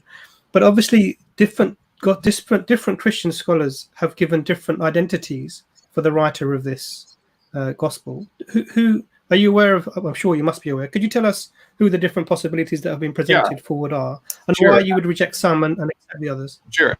Richard Balcom, for instance, attributes it to John the Elder, whom he distinguishes from John the Apostle. I don't think there's a need for distinguishing between the two. I think John the Elder and John the Apostle are the same individual. However, even if Richard Balcom is correct on that, he still identifies him as the beloved disciple who claims to be a witness to the crucifixion. Ben Witherington takes another view, which is that it's Lazarus, because it says of Lazarus, see how he loved him. And other people like Bart Ehrman say it's anonymous, and we just don't know. We don't have any clue who wrote it. So I personally think that John the Apostle is the author. I think we can make a good argument for him being. For the author being the beloved disciple. I'll just run through one of them very quickly. And that is, if you go to John 18, verse 10, we read about Peter cutting off the ear of the high priest's servant. It says, and Simon Peter, having a sword, drew it and struck the high priest's servant and cut off his right ear. The servant's name was Malchus. Now, John is actually the only gospel to mention the name of the high priest's servant. And the question then arises, okay, so how does John know the servant's name? Well, if we continue reading and we get to verse 26 and 27, it says, one of the servants of the high priest, a relative of the man whose ear Peter had cut off, asked, did I not see you in the garden with him? And so then another question arises, okay, so how does the author know that the individual who approached Peter was one of the high priest's servants? If we read verse 15 and 16 of that same chapter, John 18, it says, Simon Peter followed Jesus, and so did another disciple. Since that disciple was known to the high priest, he entered with Jesus into the courtyard of the high priest, but Peter stood outside of the door. So who is this other disciple that was known to the high priest? Well, if we go to John 20, verse 2 and 3, it says, speaking about Mary, so she ran and went to Simon Peter and the other disciple, the one whom Jesus loved, and said to them, so it's a disciple whom Jesus loved. And then it says in verse 3, so Peter went out with the other disciple and they were going toward the tomb. Also in John 19:26, it says, when Jesus saw his mother and the disciple whom he loved standing nearby, he said to his mother, woman, behold your son. And then in John chapter 21, verse 24, it says, speaking about the beloved disciple, who is identified as that disciple who is known to the high priest, this is a disciple who is bearing witness about these things and who has written these things, and we know that his testimony is true. So that then explains how the author came to know the name of the high priest's servant. Malchus is the only gospel that gives us that detail. So that's part of a cumulative argument. Brilliant, Jonathan, on that explanation. So what you're saying is that you have to interpret the text to mean that it could possibly be John the disciple. The text itself does not plainly say that. Would you agree that it's an interpretative method you've used to come to that conclusion? So I made an argument, and that's just one branch of the argument, but I made an argument for the author of John's gospel being the beloved disciple, and then I could make additional arguments for identifying the beloved disciple as specifically John, the son of Zebedee. But irrespective of that case, nonetheless, the beloved disciple is, according to John's gospel, a witness of the crucifixion of Christ. But Jonathan, we're not told explicitly who that disciple is. I don't imagine that the early Christians sat down and tried to work it out. The point is, you don't have a consensus, not even by the church fathers, who even knew Polycarp, who was the student of John, testifying that John is the one plainly that wrote that gospel. So while I enjoy listening to you forming your argument, the historical reality is that the very person that should know this is Polycarp, and he does not testify that John wrote that gospel. We can work it out by a process of elimination exactly who the beloved disciple is, because from the list of those that are present in some of the scenes, including cross-references with the synoptic gospels, he has to have either been Andrew, Peter, James, or John, and he can't be Andrew since Andrew is named in John's gospel. He can't be Peter. Pause 1 second, Jonathan. This idea of the process of elimination, are you familiar with Michael Lacona's literary spotlighting theory? Yes. So in that theory, just correct me if I'm wrong, it is okay to leave off additional witnesses who would have been there if it does not serve the purpose of the story or that the author intends, correct? Mm-hmm. So your process of elimination is assuming that all the disciples that are mentioned there are the only disciples that are mentioned there. But as your own scholarship recognizes, just because they're not mentioned does not mean that other additional witnesses were there. So it seems a bit dubious to appeal to something that you're uncertain of in the first place. But the point that's being made here is that there's a particular disciple who is unnamed and is called instead the disciple whom Jesus loved. And I'm showing so Andrew's named in John's gospel. Peter is mentioned, it appears in the closing chapter, along with the beloved disciple. James was martyred to be early to have written the gospel. We know from Acts 12, verse 1, James the son of Zebedee. And so by process of elimination, I think the best explanation is it was John, which is consistent with the patristic witness in the 2nd century. And notice that in the 2nd century, so you've got Irenaeus, who knew Polycarp, who was a disciple of John.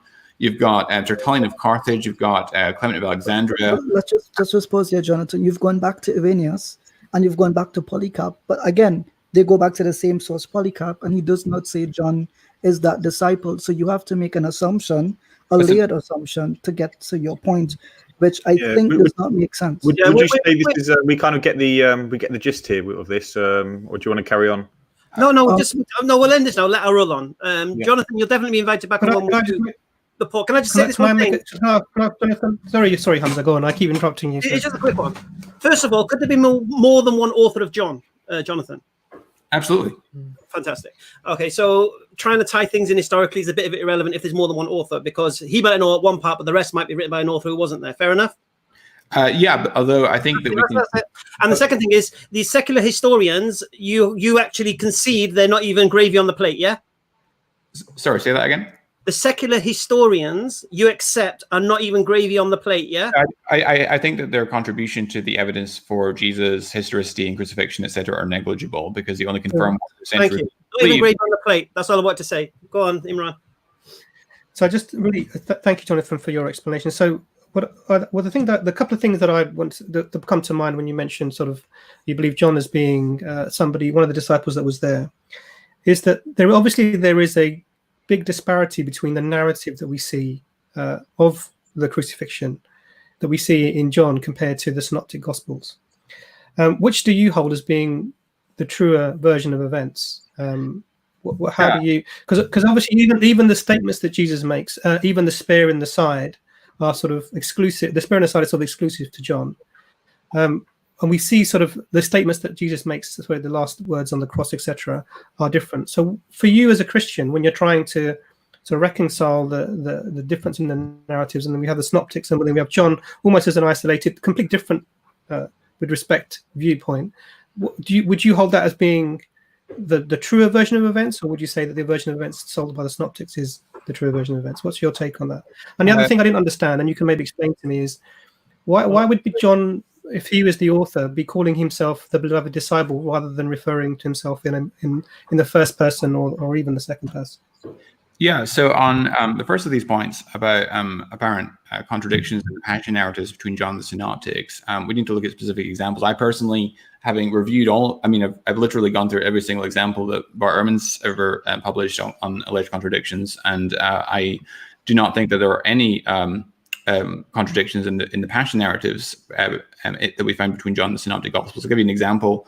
This is one that is found in Bart Ehrman's book, Jesus Interrupted, which I personally think this one's his best example. So I'm not picking low-hanging fruit, but So this is to do with the day of crucifixion between the Synoptics and John's Gospel. As you know, the argument goes that the Synoptic Gospels present Jesus as being crucified on the eve of Passover, rather on the day of Passover, and John's Gospel changes the day to the eve of Passover, the 14th of Nisan, in order to have Jesus crucified at the same time as the Paschal lambs. And his argument is, so in Mark 14:12, it says, on the first day of unleavened bread, when he sacrificed the Passover lamb, his disciples said to him, where will you have us go and prepare for you to eat the Passover? Whereas John 19:14 says, which is describing the same scene where Jesus is condemned to be crucified, it says, now it was the day of preparation of the Passover. So when we look at John more carefully, we see that he doesn't actually say that it was the day of preparation for the Passover, but rather he says it was the day of preparation of the Passover. And in fact, Mark uses that exact same term, but he also tells what it means. So in Mark 15:42, it says, when evening had come, since it was the day of preparation, that is the day before the Sabbath. So in other words, preparation actually means the preparation for the Sabbath. And furthermore, in John 19:31, it says, since it was the day of preparation, and so the bodies would not remain on the cross on the Sabbath, for that Sabbath was a high day, the Jews asked Pilate that their legs might be broken and that they might be taken away. So John actually agrees with Mark that it was a day. Jonathan, this is going to go on and on. Let me just say something. Are you saying that the synoptics are in line with John historically? Correct. There's no historically errors, no? Not on the Passion narrative, no. No, in any of the narratives? Not on the Passion narrative. And in the other narratives? I think that you can make a case. I think there's a handful of cases where I would make a case for examples of good faith errors. So this would then tell us the historicity of those particular gospels if they're having different narratives about the same event. So I make a distinction between deliberate distortions of fact and good faith mistakes.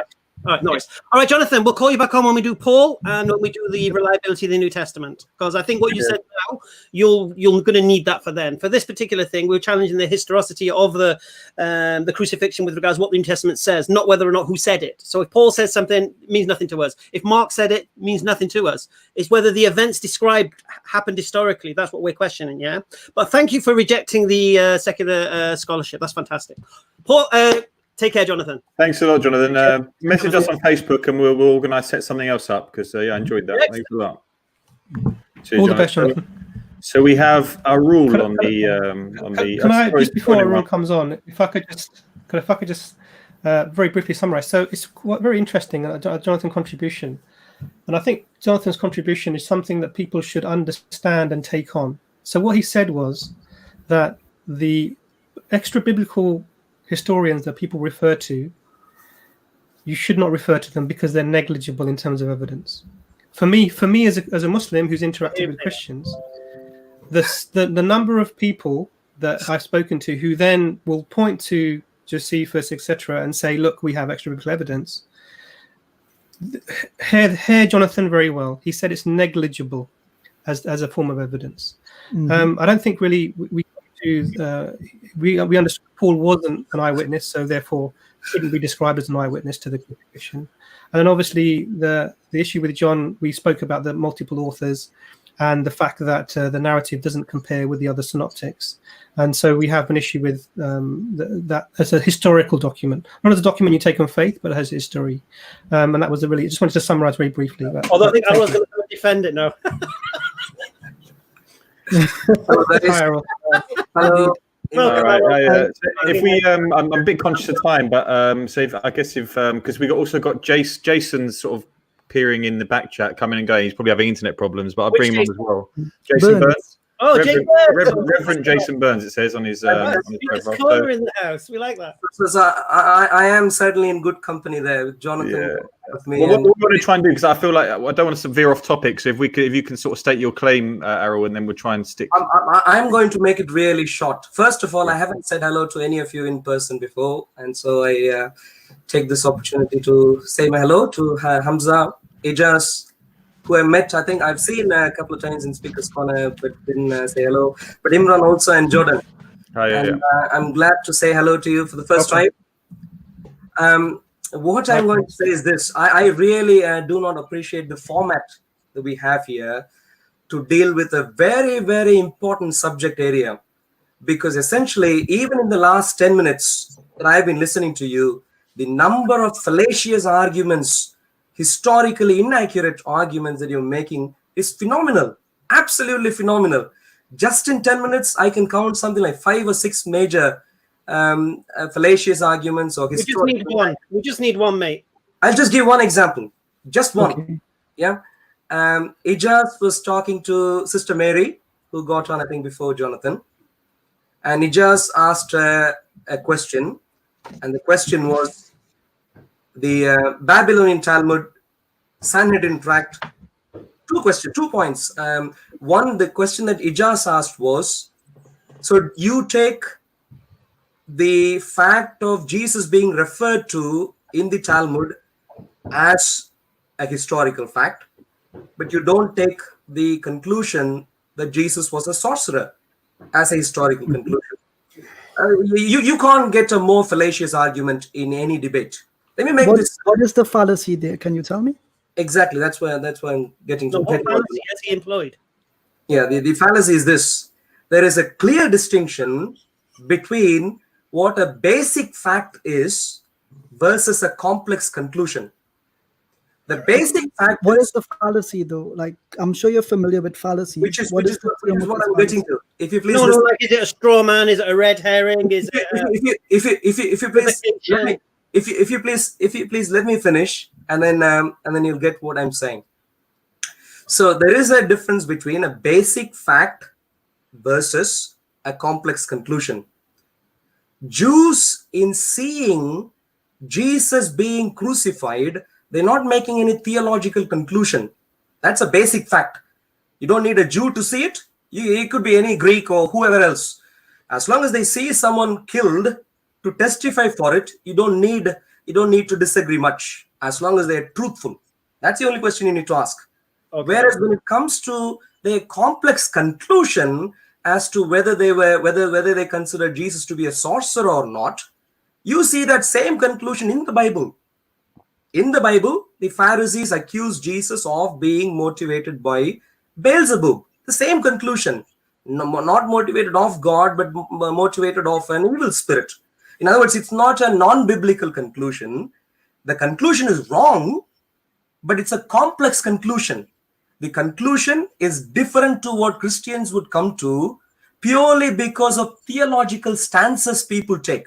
And so I could disagree entirely with a complex conclusion, yet take the simple attestation of a simple fact to be accurate. There's no problem. Have you seen the whole stream? No, I just the one question was asked. Arul, no, you have to have the right premise here. Okay, so Mary brought the Mishnah, yeah, and she spoke about the herald for 40 days, saying that Jesus is going to be stoned and then hung on a tree. That was her historical evidence. So the question that needs to be asked: if this is to be accepted as an historical event, then this Jesus was stoned. Yeah. If this Jesus wasn't stoned, it's either not a historical event, or is it referring to Jesus who we're referring to? Right? The conclusion is this: if you're going to say because in the Mishnah it says Jesus was killed, then you have to accept he was stoned. If you don't accept he was stoned, why are you quoting this? Because you don't believe it's true. That's the whole point here, and that's the problem. When you don't hear a full stream, you come in halfway, think you've got a point, and the reality is you don't. Hamza, there was no fallacy. I can only. What was the fallacy? Could you remind me? Be amazed by the fact of how you are deviating from the particular point that I'm trying to make. So there are 2 points made in regards to the 1 minute, please. Okay. There are 2 points made in regards to the Sanhedrin tract. Agreed. One of them was the claim of Jesus being stoned. If you only read the Sanhedrin tract carefully, you would have noticed this is the historical error that you're making. Nowhere does it say he was actually stoned. It actually only says he was declared to be stoned. Okay. So let's just pause here. But apart from that, my main point there was, apart from that point about stoning, there was another point made, and that point is, if you're going to use the Sanhedrin tract as an evidence at all, when you disagree with the conclusion that Jesus was a sorcerer, how could you even use it? Was a question, was a challenge that he just posed. And there, Ijaz is nodding there. So Hamza, you might want to take the agreement there. In that particular point, leave aside stoning. The question was, can you use the tract, Sanhedrin tract, as an evidence when you disagree with the fact of the Jewish rabbis there saying Jesus was a sorcerer? And the answer is, yes, I can. Because claiming that Jesus was a sorcerer is consistent with New Testament in claiming that Jesus was motivated by Beelzebub and is a calling people to idolatry. All right, so hold on. To idolatry. It is a complex conclusion. He says he was doing sorcery and calling people to idolatry. Was Jesus calling people to idolatry? That's what the Jews thought. That's what the Pharisees thought. The Jews thought he was calling to idolatry. That's exactly what the Pharisees thought. They essentially thought that Jesus was misleading people in all sorts of different ways. Now, can I please put it this way? So 1 second, Darren, hold on. You said I made a fallacy. What is the fallacy that I made? Well, your argument was fallacious there. But if it's fallacious, what is the fallacy that I made? The logical assumption, the logical point, you thought it was logically accurate to say, if you disagree with the complex conclusion of a document, then you might also necessarily disagree with basic facts in the document. That's a lot.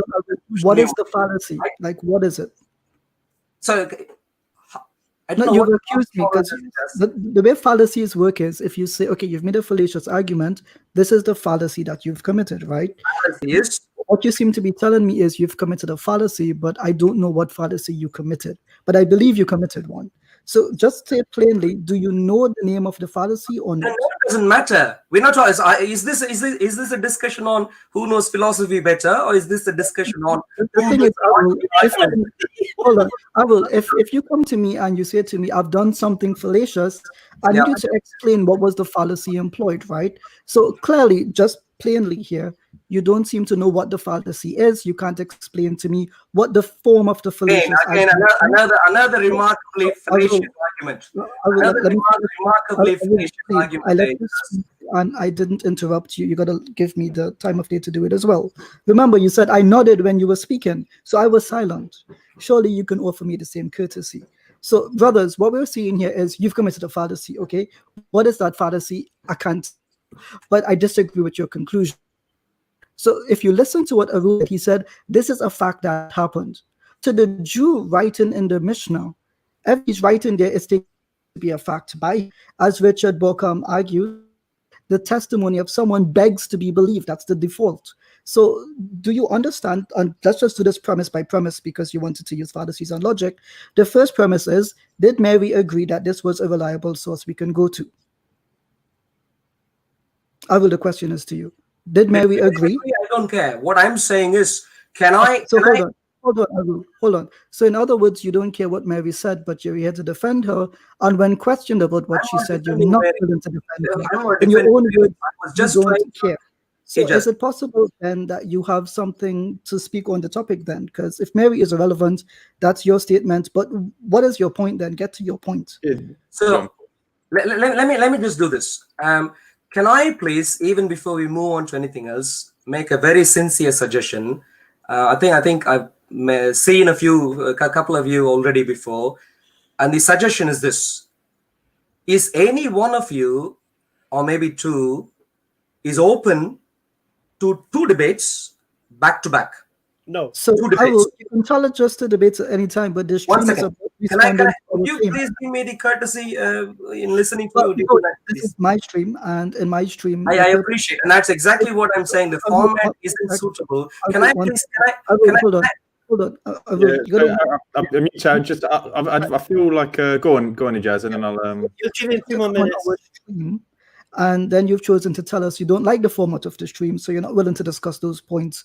You want to do it at another time. So what you can do, Arul, is you can reach out to us in the chat or via email, and we would love to, set up a debate. That's not an issue, but you're here obviously for the challenge that we put out. If you're not here for the challenge and you're here to disagree on the format or whatever the case may be, then perhaps you can try another time.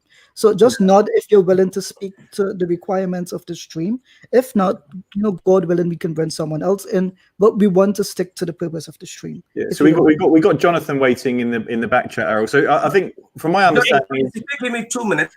From my understanding, you've come on, you've backed up Mary's point, and then you said to Ijaz he made a thing, but I haven't yet. I'm still waiting to sort of hear your main claims. I don't know if you're able to sort of piece that together. Just be interested to know what your main claim is about the historicity of the crucifixion. Okay, so I'm going to make a minor point here, and I'm going to ask. No, if you please give me the courtesy, yeah. So I assume you all three, maybe at least two, made this suggestion that the Babylonian Talmud says that Jesus was stoned. Let me read to you the excerpt from the Babylonian Talmud. It says, why are you going to read from the Babylonian Talmud? What's that? On the Why are you going to read from this Talmud? I don't understand. Why are you reading from this book? Can I please make a point at all? No, but I want to understand the point of your point. What are you trying to, what will this prove? Can I please make a point at all? That's what we're waiting for, I think. So if Hamza wouldn't interrupt me, please. If Hamza wouldn't interrupt me, please. It says, on the eve of the Passover, Yeshu was hanged. For 40 days before the execution took place, a herald went forth and cried, he is going forth to be stoned. So it was declared, they had decided that they were going to stone, but then they eventually ended up hanging him.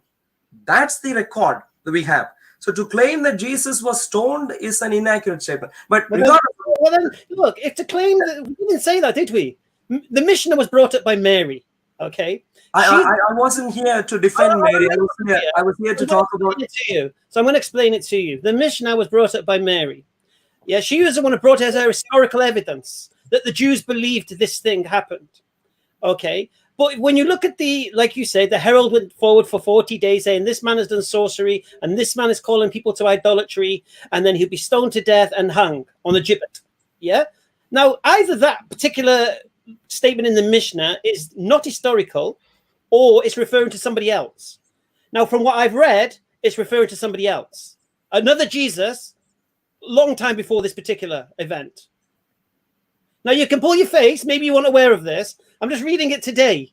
Yeah. And the funny thing was Mary brought it up. So the point here is, I'll give you his name. Listen, Arul, I'll give you his name. So in other words, you won't let me speak. Arul, Google is your friend. Check up Joshua Ben Pendera, who this happened to. So Joshua. Right. So the point is this. Arul. Before Jordan was brought forward as evidence. And you're quoting exactly what Mary quoted. I don't know why, because we've already determined it's not historical. So if I could make a suggestion, crucifixion of Jesus and resurrection are extremely fundamental to the Christian belief. Agreed. I'm quite glad that you're picking that point up as a point of discussion. Can I please challenge one or more of you to a debate? Send an email. That's like I said, that's already been asked and answered. Back to back. One on Jesus's crucifixion and resurrection. We can discuss the details via email. The purpose of this, Jordan, if you will. Yeah, I think Errol, I'm muting you. I'm not. Can I just make a point very briefly? Go on. So I think the point I wanted to make. So it's really, thank you, Errol, I appreciate you coming and giving us your thing. But what we didn't really see was you presenting evidence for the crucifixion. What you came really was to talk about the format and how you thought Mary was, made to agree, maybe falsely represented in your perspective in terms of using an evidence that you sort of tried to use again. So it wasn't really you presenting what we'd like you to do, and you can do this if you want. What is your evidence that you can produce that will confirm that the crucifixion happened as a historical event? So you refer to the mention. Sorry, go on. If I'm not mistaken, he did say it was a minor evidence, so he does not even consider it himself to be something major. Absolutely. So if there that's major really what evidence, would be useful. That would be helpful. Yeah. The purpose of the conversation. Absolutely, this is the whole point. Now, in the Mishnah, also mentions that after the trial of the Jesus, 5 of his disciples were also tried. did that actually happen in the narrative? There's no mention of the herald that went forth in any of the four Gospels. And this is quite a telling thing. For 40 days, there is a person preaching that this person is going to be stoned. Let's forget their conclusion, the complex conclusion about who he was and everything. But we find nowhere in the New Testament narratives, in the Matthew, Mark, Luke, and John, who people present, even like yourself, I've heard you and speak as eyewitness testimonies of anyone going forth and pronouncing that this man will be killed by stoning anywhere at all. And so it doesn't really fit. So it doesn't fit with the narrative. So either something is missing from the Gospels, if you're using this as historical evidence, or the historical evidence doesn't match somehow in another way. So, and the evidence that you're referring to also talks about the trial of 5 of his disciples, and it names them. None of the names are the names of any of the 12 that are mentioned. And I think it's really interesting that you're sticking to this. I think it would be nice for you as obviously as a Christian who preaches a lot, and you're at Speaker's Corner and you're sort of well known. Why don't you give us, from your perspective, what you think is the strongest evidence for the historicity? So not a faith-based conclusion. I know people can make any conclusion like, but for the historical reliability of the fact of Jesus being crucified as we believe. What would you give? Forget what Mary said. What would you give as that? So the second point of debate would be Oh my God! Muhammad. Next. Sorry, Errol. It was. I know it may look. That's a shame, isn't it? Yeah, It's a shame. Imran, he completely ignored it and was just waiting to ask. Completely. Yeah. But this is for me, this is like a massive alarm bell. So everything that happened, he tried to make an accusation of, a fallacy, couldn't name the fallacy. Didn't really realize that the Talmud also, the oral tradition written down in the Mishnah has other facts that contradict. The fact that the narrative between the Mishnah account and actually the New Testament, it completely, there's nothing mentioned in the Gospels about a herald going forth and him announcing these things. So it doesn't match together anyway. It's completely irrelevant. He says that it was a minor evidence. So we said, okay, let's put all that aside. Let's disagree about that. Why don't you present your most strongest evidence for why you believe the crucifixion was? I mean, we completely gave him that opportunity. We turned off, pressed my mute button, and he didn't take it. It was interesting coming on to a challenge, to offer a challenge. It was a. I've never seen Errol before. I don't know. I wasn't aware he's a Speaker's Corner person, but yeah, I didn't really get about. Sorry? Jason Burns has left the building, but we have a guy called Mike. So, Jason, if you're there, come on and. It's not the Mike, is it? Sorry? It's not the Mike, is it? Was there a Mike on last time, wasn't there? There was a Mike who came on and made 2 points that were completely irrelevant from the beginning. Well, maybe he's gone away and done some. Third time, go on, Ijaz, you're on mute at the moment. Sorry, new mic, it's really confusing sometimes. Expensive kit. It's like giant at my face, and I forget to turn off the mute button on my real. Not the smartest person in the room, clearly. We had agreed generally to an hour and a half. How much longer do you guys want to suggest we give this stream? Because what's the length of time that we're looking at here? I was thinking with one more person, I guess. I mean, if Jason came on now, we could let him straight in, but we do one more and then. Let's test Mike. So should we say 10 more minutes and then we'll. Can we do it until 11? Sorry, it'll be. It's 11:30 midnight. Okay, so can we go to no? I may be mistaken. Let's go to 11:40 then, if that's the case. So 10 more minutes, as you guys said. Yeah. I can't count. I'm thinking in my head, what's going on? Okay, yeah. All right, here's Mike. All right. Hello, welcome, Mike. Hey, gentlemen. Thanks for. It's the same, Mike. Hey, Jazz. Me and you are good buddies. I hope so. Yeah, so I just wanted to make a brief comment. Won't be long. In my opinion, about just real quick, the Babylonian Talmud.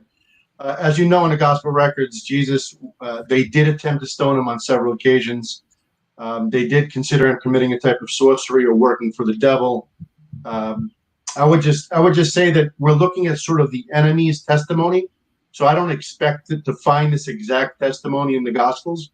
The way it reads, it says that they were basically considering what to do with him. they were considering stoning him, but they didn't attempt to do that. And what happened was, it says, but since nothing was brought forward in his favor, he was hanged on the eve of Passover. So I just wanted to make that point. There is a way to harmonize that text. Okay, brilliant. Thank you, Mike. Just to respond to that point, so one of the principles of historiography is discontinuity, right?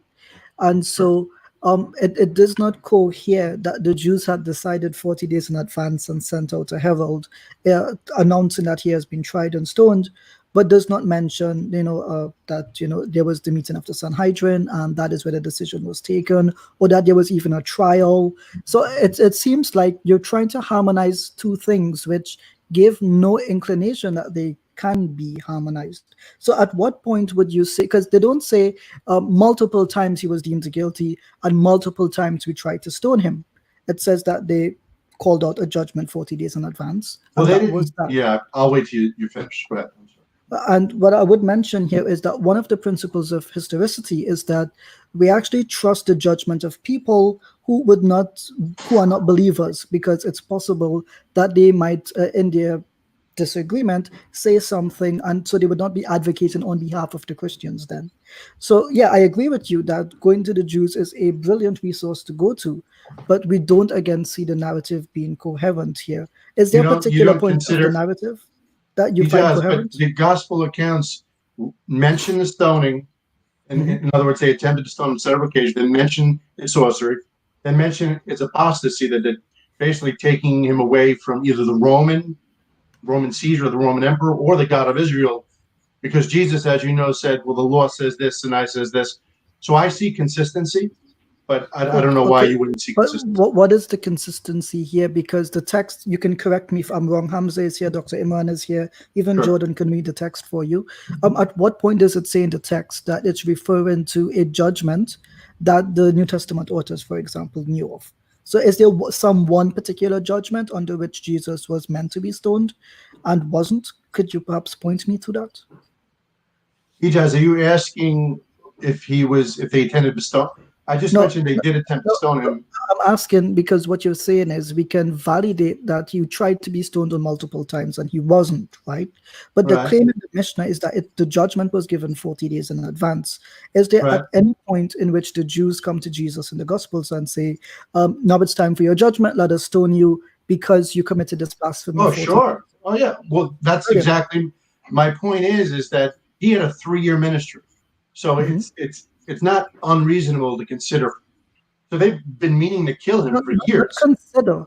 I'm looking for a clear-cut evidence that they say, okay, we pronounce this judgment on you. Because clearly, if you're familiar with the trial, they need to have a trial before they pronounce judgment, right? So at what point did they have a trial before his alleged death in which it was pronounced 40 days before Passover that he was meant to be stoned? So Ijaz, you know in the gospel records that they tried to stone him and he got away. In other words, there was no trial there. But those are ad hoc. Those are ad hoc events. This one is saying that there was a trial, and he was meant to be stoned 40 days later. Oh, sure. Well, that's easy. I mean, I assume that they had several meetings and sort of trials in the sense that the high priest got together. That's the problem. Assumption. I don't want an assumption if you're trying to demonstrate the historicity of something, right? So, do you have some kind of clear-cut, plain evidence that we can perhaps see? Ijaz, when you're reading each documents. Yeah. Can you hear me? Brother, yes, Jason, we can hear you. We do have another Christian on with us at the moment, and we would like to give Mike his full time, but just give us a minute. We've lost Jason. He might be back in a bit. Anyway, I don't want to focus too much on that. I just think there is consistency, as I mentioned, the stoning, the sorcery, and the apostasy. Whether again, the gospel isn't recording the enemy's testimony. It's possible that they had a trial of some sort and 40 days before. So yes, that is an essential agreement, but there are consistencies. Hold on, but you say essential agreement, and then you say it's a possibility and it's an assumption. Well, I'm saying there are clear consistencies, Ijaz, and there's something we just don't know. So the consistency is the Jews wanted to kill Jesus, and the Mishnah mentions that they wanted to kill Jesus, basically. Well, the consistency is the sorcery, the stoning, the apostasy, and the fact it was hung. I mean, that basically there's a lot of consistency with the gospel narratives. But there is no core consistency with the very claim from the Mishnah that a judgment was pronounced. We don't have that testimony. Yes, we're ignorant of that. That's not a problem. because you're saying it, you can't say it didn't happen. I can't say it did. Mike, saying, you accept it could be a different Jesus? Do I accept it could? Could it be a different? I've looked at this particular text, so the consensus is no. It is about Jesus. Could it have been about someone else? Sure. So it could have been. Sure. And why do you reject that? Other opinion? Because of the criterion of consistency, and I just would have, and that'll just, I don't want to focus too much on the this particular point, but so let me just say, and it'll feed into the. Mike, hold on one second. Let me find it. Okay, so here are my 8. I'm a layman, right? So if I'm looking at all the evidence, this is the evidence so far. Hold on. I would agree. This is the historical evidence. Okay. I just want to pause for a second here. Are you moving on to a separate claim, or are you continuing with this? We can continue on that, but we're just going in circles. But I just asked you a question. Could I make one point? You're saying, okay, but Hamza, you're saying it could be. Sure. No. I said, why do you reject your opinion? That's a trick question. Could it be? Sure. It's a valid question. Could it be about him, Hamza? Could it be about Jesus? Yes or no? No. Could it be about? It could be, or it couldn't be. Thank you. Okay, so we'll go in circular reasoning. I mean, but the claim is, no. But the claim is, no. For me, the historical doesn't add up anyway. But the Jesus of Pandera, why couldn't it have been him? Give me the facts, CJ. Let's discuss the facts around it. Well, sorry. So you've dismissed it. So you must know the facts. Hamza, you asked me if it was possible. I said yes. How am I dismissing it? No, you said you've looked at this opinion and you've rejected it. So I'm trying to understand. No, that's not what I said. You're putting words in my mouth. I said I looked at the consensus. That's what I heard as well. I heard it. I said I looked at the consensus of views, whether it was about someone else or about Jesus, and the consensus view it was about Jesus. So you didn't. Yeah, but obviously that's going to be about Jesus because you want it to fulfill what you believe. Obviously, that's fine. Can I make a point on that, if that's okay? Mike, can I ask you a very quick question, if that's okay? So I'm also a layman. So as a non-Christian looking at this evidence that you've presented or has been presented, I think one of the things when I've looked at it is that I don't see anywhere in the New Testament narrative of this herald who, not for 1 day or 2 days, but for 40 days, was announcing and pronouncing. The gospel writers are on the outside. Why would they? So well, I'm going to ask that question in a moment. So, if you let me finish my point, Mike, it'd be useful. So the herald obviously is not announcing in a room. He's going out into the public and announcing that this man is going to be stoned, and for 40 days, not for a short time, but for 40 days. And additionally, I mean, the thing that is mentioned is that after this person is killed, there are 5 other disciples, his 5 disciples, that are killed, and they're named. Where do you and none of those names are Babylonian Talmud or separate in the Talmud? To be honest with you, I'm not sure, but they're mentioned. I'll give you a reference if I can find it. There's the Toldot Yusha. There's the Babylonian Talmud. I'm just wondering what source because I don't see that in this particular text with the Babylonian Talmud. Okay, I'll find the source of that. But so let's leave the 5 disciples that I mentioned because obviously I can't give you a source now, and you've asked me for that. So I will provide a link for that can be sort of accessed later. So I'm not going to mention those now, but specifically the idea that there was a herald who was announcing for over 40 days that this person was going to be stoned. This is not mentioned in any of the narratives that we see in the New Testament. And for me, when I'm trying to harmonize, that sounds like quite an important event of an individual going around announcing this is going to happen. Who announced it? They didn't. The herald. Sorry? Who announced it? Who are you claiming made this announcement? Herald. Who is the herald? That's what a herald does. So herald would be, well, what I'm trying to do is, because what you've done is you said that you've tried in your mind you feel that the sources can be harmonized. Yeah. Well, so you're saying that the mission. Did you acknowledge some of the consistencies that I addressed or no? It just seems one-sided. You don't. No. I'll tell you. So the first thing is you mentioned a trial before the trial, and I don't see a primary trial occurring before the trial that's mentioned in the New Testament anywhere else in the New Testament.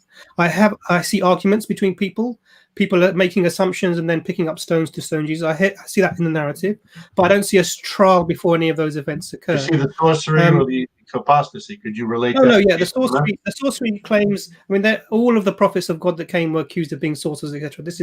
I also believe that was that's one thing I agree with you on, but I don't see this trial before the trial. The other thing that I don't see is this herald, because the herald is someone who would go out and announce to the people that this person is going to be stoned, etc., and not for a short time, for 40 days. I mean, it's quite a significant event, but we don't see any of that within the New Testament now. So, from your perspective, why would you think that might be? Well, they if you read the gospel narratives, there's several attempts of his life. There's Jesus even records that he knew that they wanted to kill him. So there must have been some herald or some sort of brilliant. Mike, if I may ask you here, so were the Jews in habit of announcing 40 days in advance that they did not have a guy in what do you call it? They didn't arrest him, they didn't have him imprisoned. So they're telling him, hey, 40 days in advance, we're going to kill you. And that seems reasonable to you, just to be clear. Sure. Yeah, we know that they wanted to kill him, so I don't see why it's unreasonable. Again, they don't have him detained or imprisoned, but they're publicly going around saying, hey, in 40 days, we kill this guy. Yeah. How do they know in 40 days they're going to kill him in advance? And they're saying this publicly. EJ, can you say that like last call?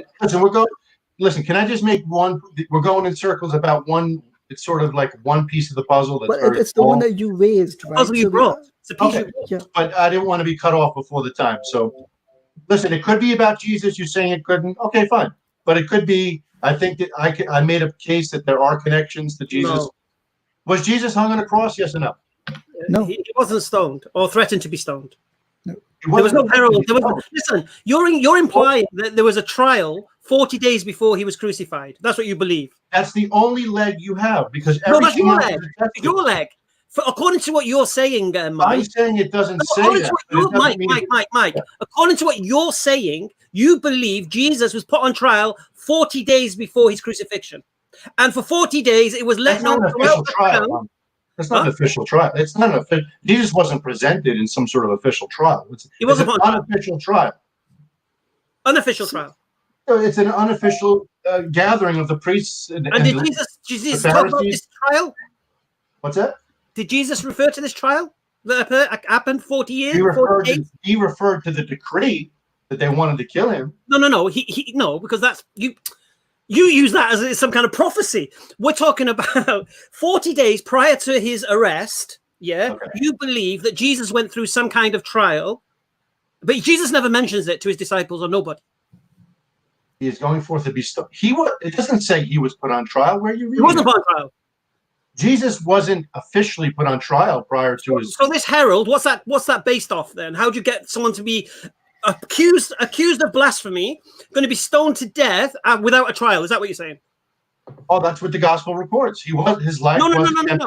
No. That's what you believe. Your claim is this: he was sentenced to be stoned to death. That he was Mike, you believe, according to what you're saying, that he was sentenced without a trial to be stoned for blasphemy by Jews, which is completely against their law. That's what you're claiming. Where do you say he was sent? It doesn't even say that in the text, Hunter. It just says a herald. All it says is a herald went forth. That's What's a herald? What's a herald? Mike, maybe you don't understand. Do you know what a herald is? Please tell me what a herald is. No, do you know what a herald is? Is a question. I assume it's an official ruling by the high priest or the chief leaders or Pharisees. Or a herald is a person. See, what I would say is a guy going around saying this guy is going to be killed. Okay. Letting the people know. You know, like a town crier. Okay. Hear ye. This man is done for sorcery and he's going to be stoned in 40 days. Yeah. Yes. Right. Why is it unreasonable? Right. Well, it's unreasonable. It's unreasonable. I'll tell you why it's unreasonable. To say that the Jews would sentence someone to death for blasphemy without a trial. That's unreasonable.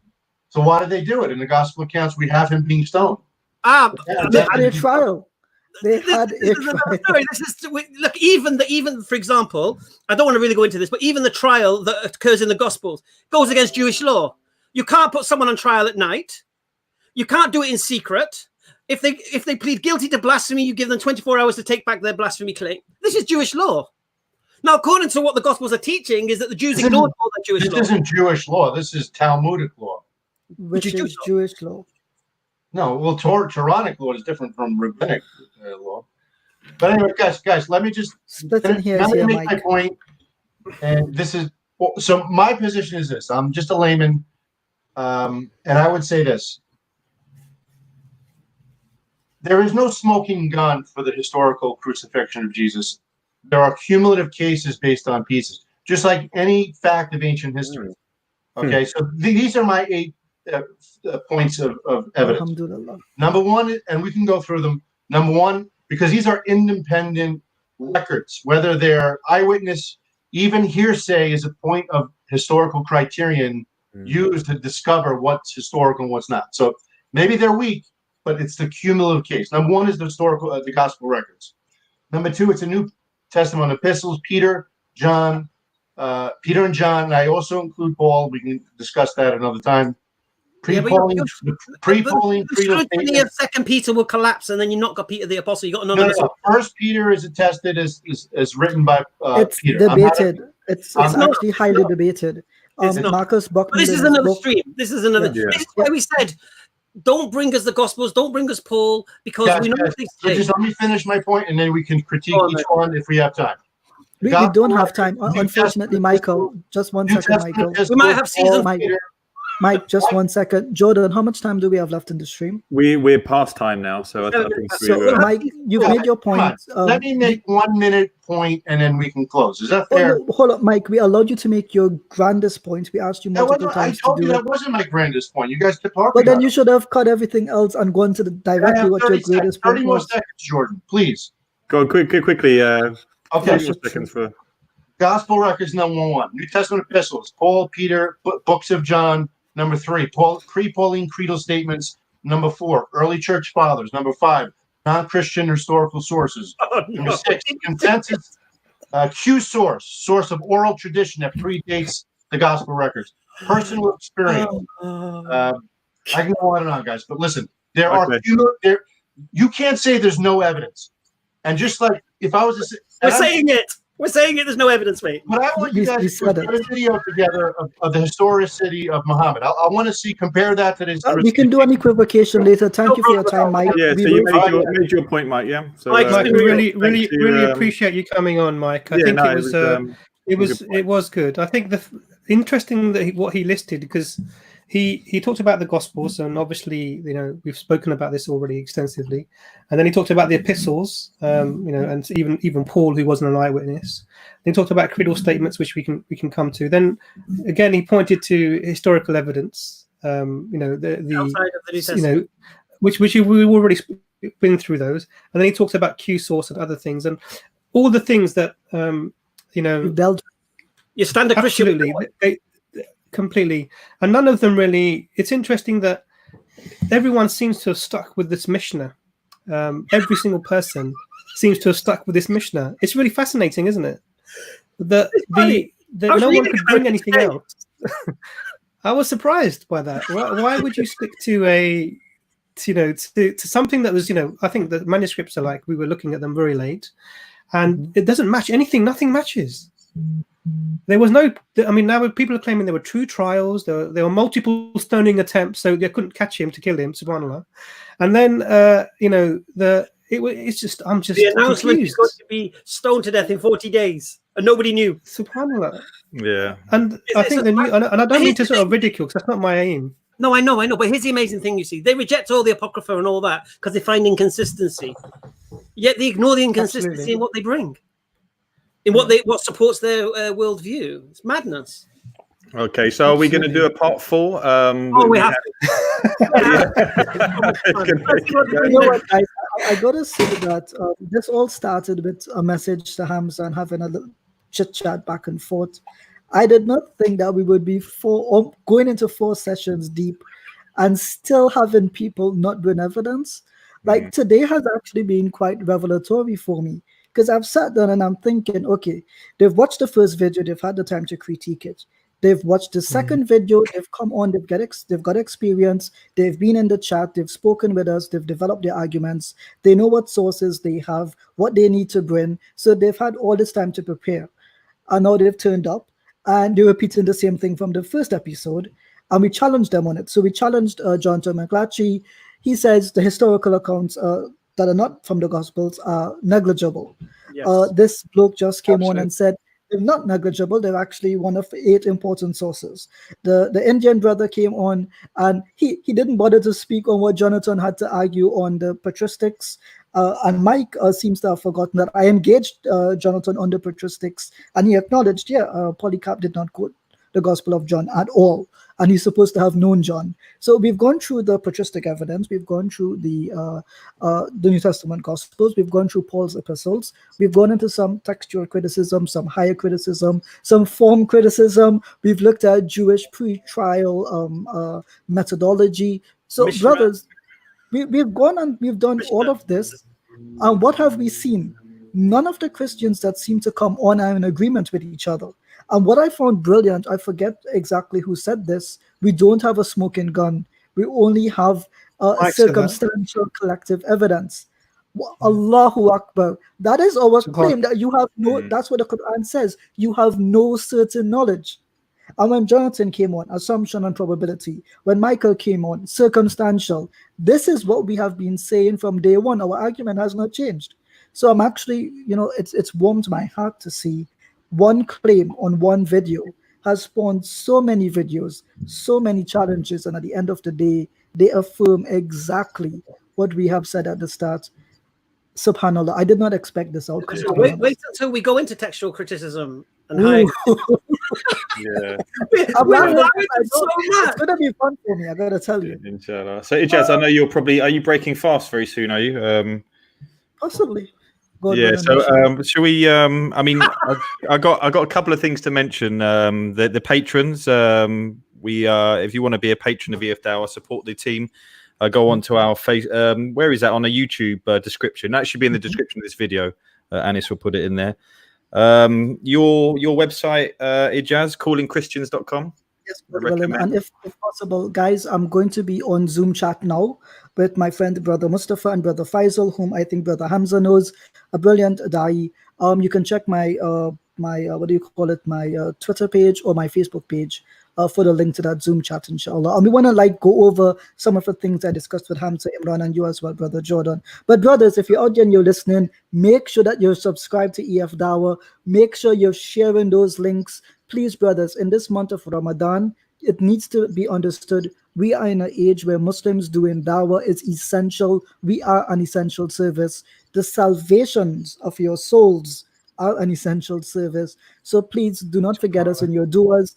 Pray that Allah accepts what we do and that He gives us hidayah, He gives us wisdom, and He gives us sincerity.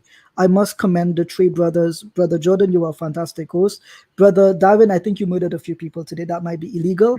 And Dr. Imran, you were charming and wonderful with very salient points as well. I continue to be impressed by the 3 of you. May Allah reward you and preserve you all. Yeah. I got to say, I was very impressed by the way you dealt with the lady, Mary, who was doing all sorts of gestures at you, and you kept your calm very well. So, and I was happy that Jonathan spoke to me nicely. We don't have the best history, but at least we were able to engage each other on a one-to-one level. And I just found it was brilliant. He acknowledged the non-Christian sources are negligible. I had to get That's amazing. That should have been the closing statement, shouldn't it? We could have stopped the stream after that one.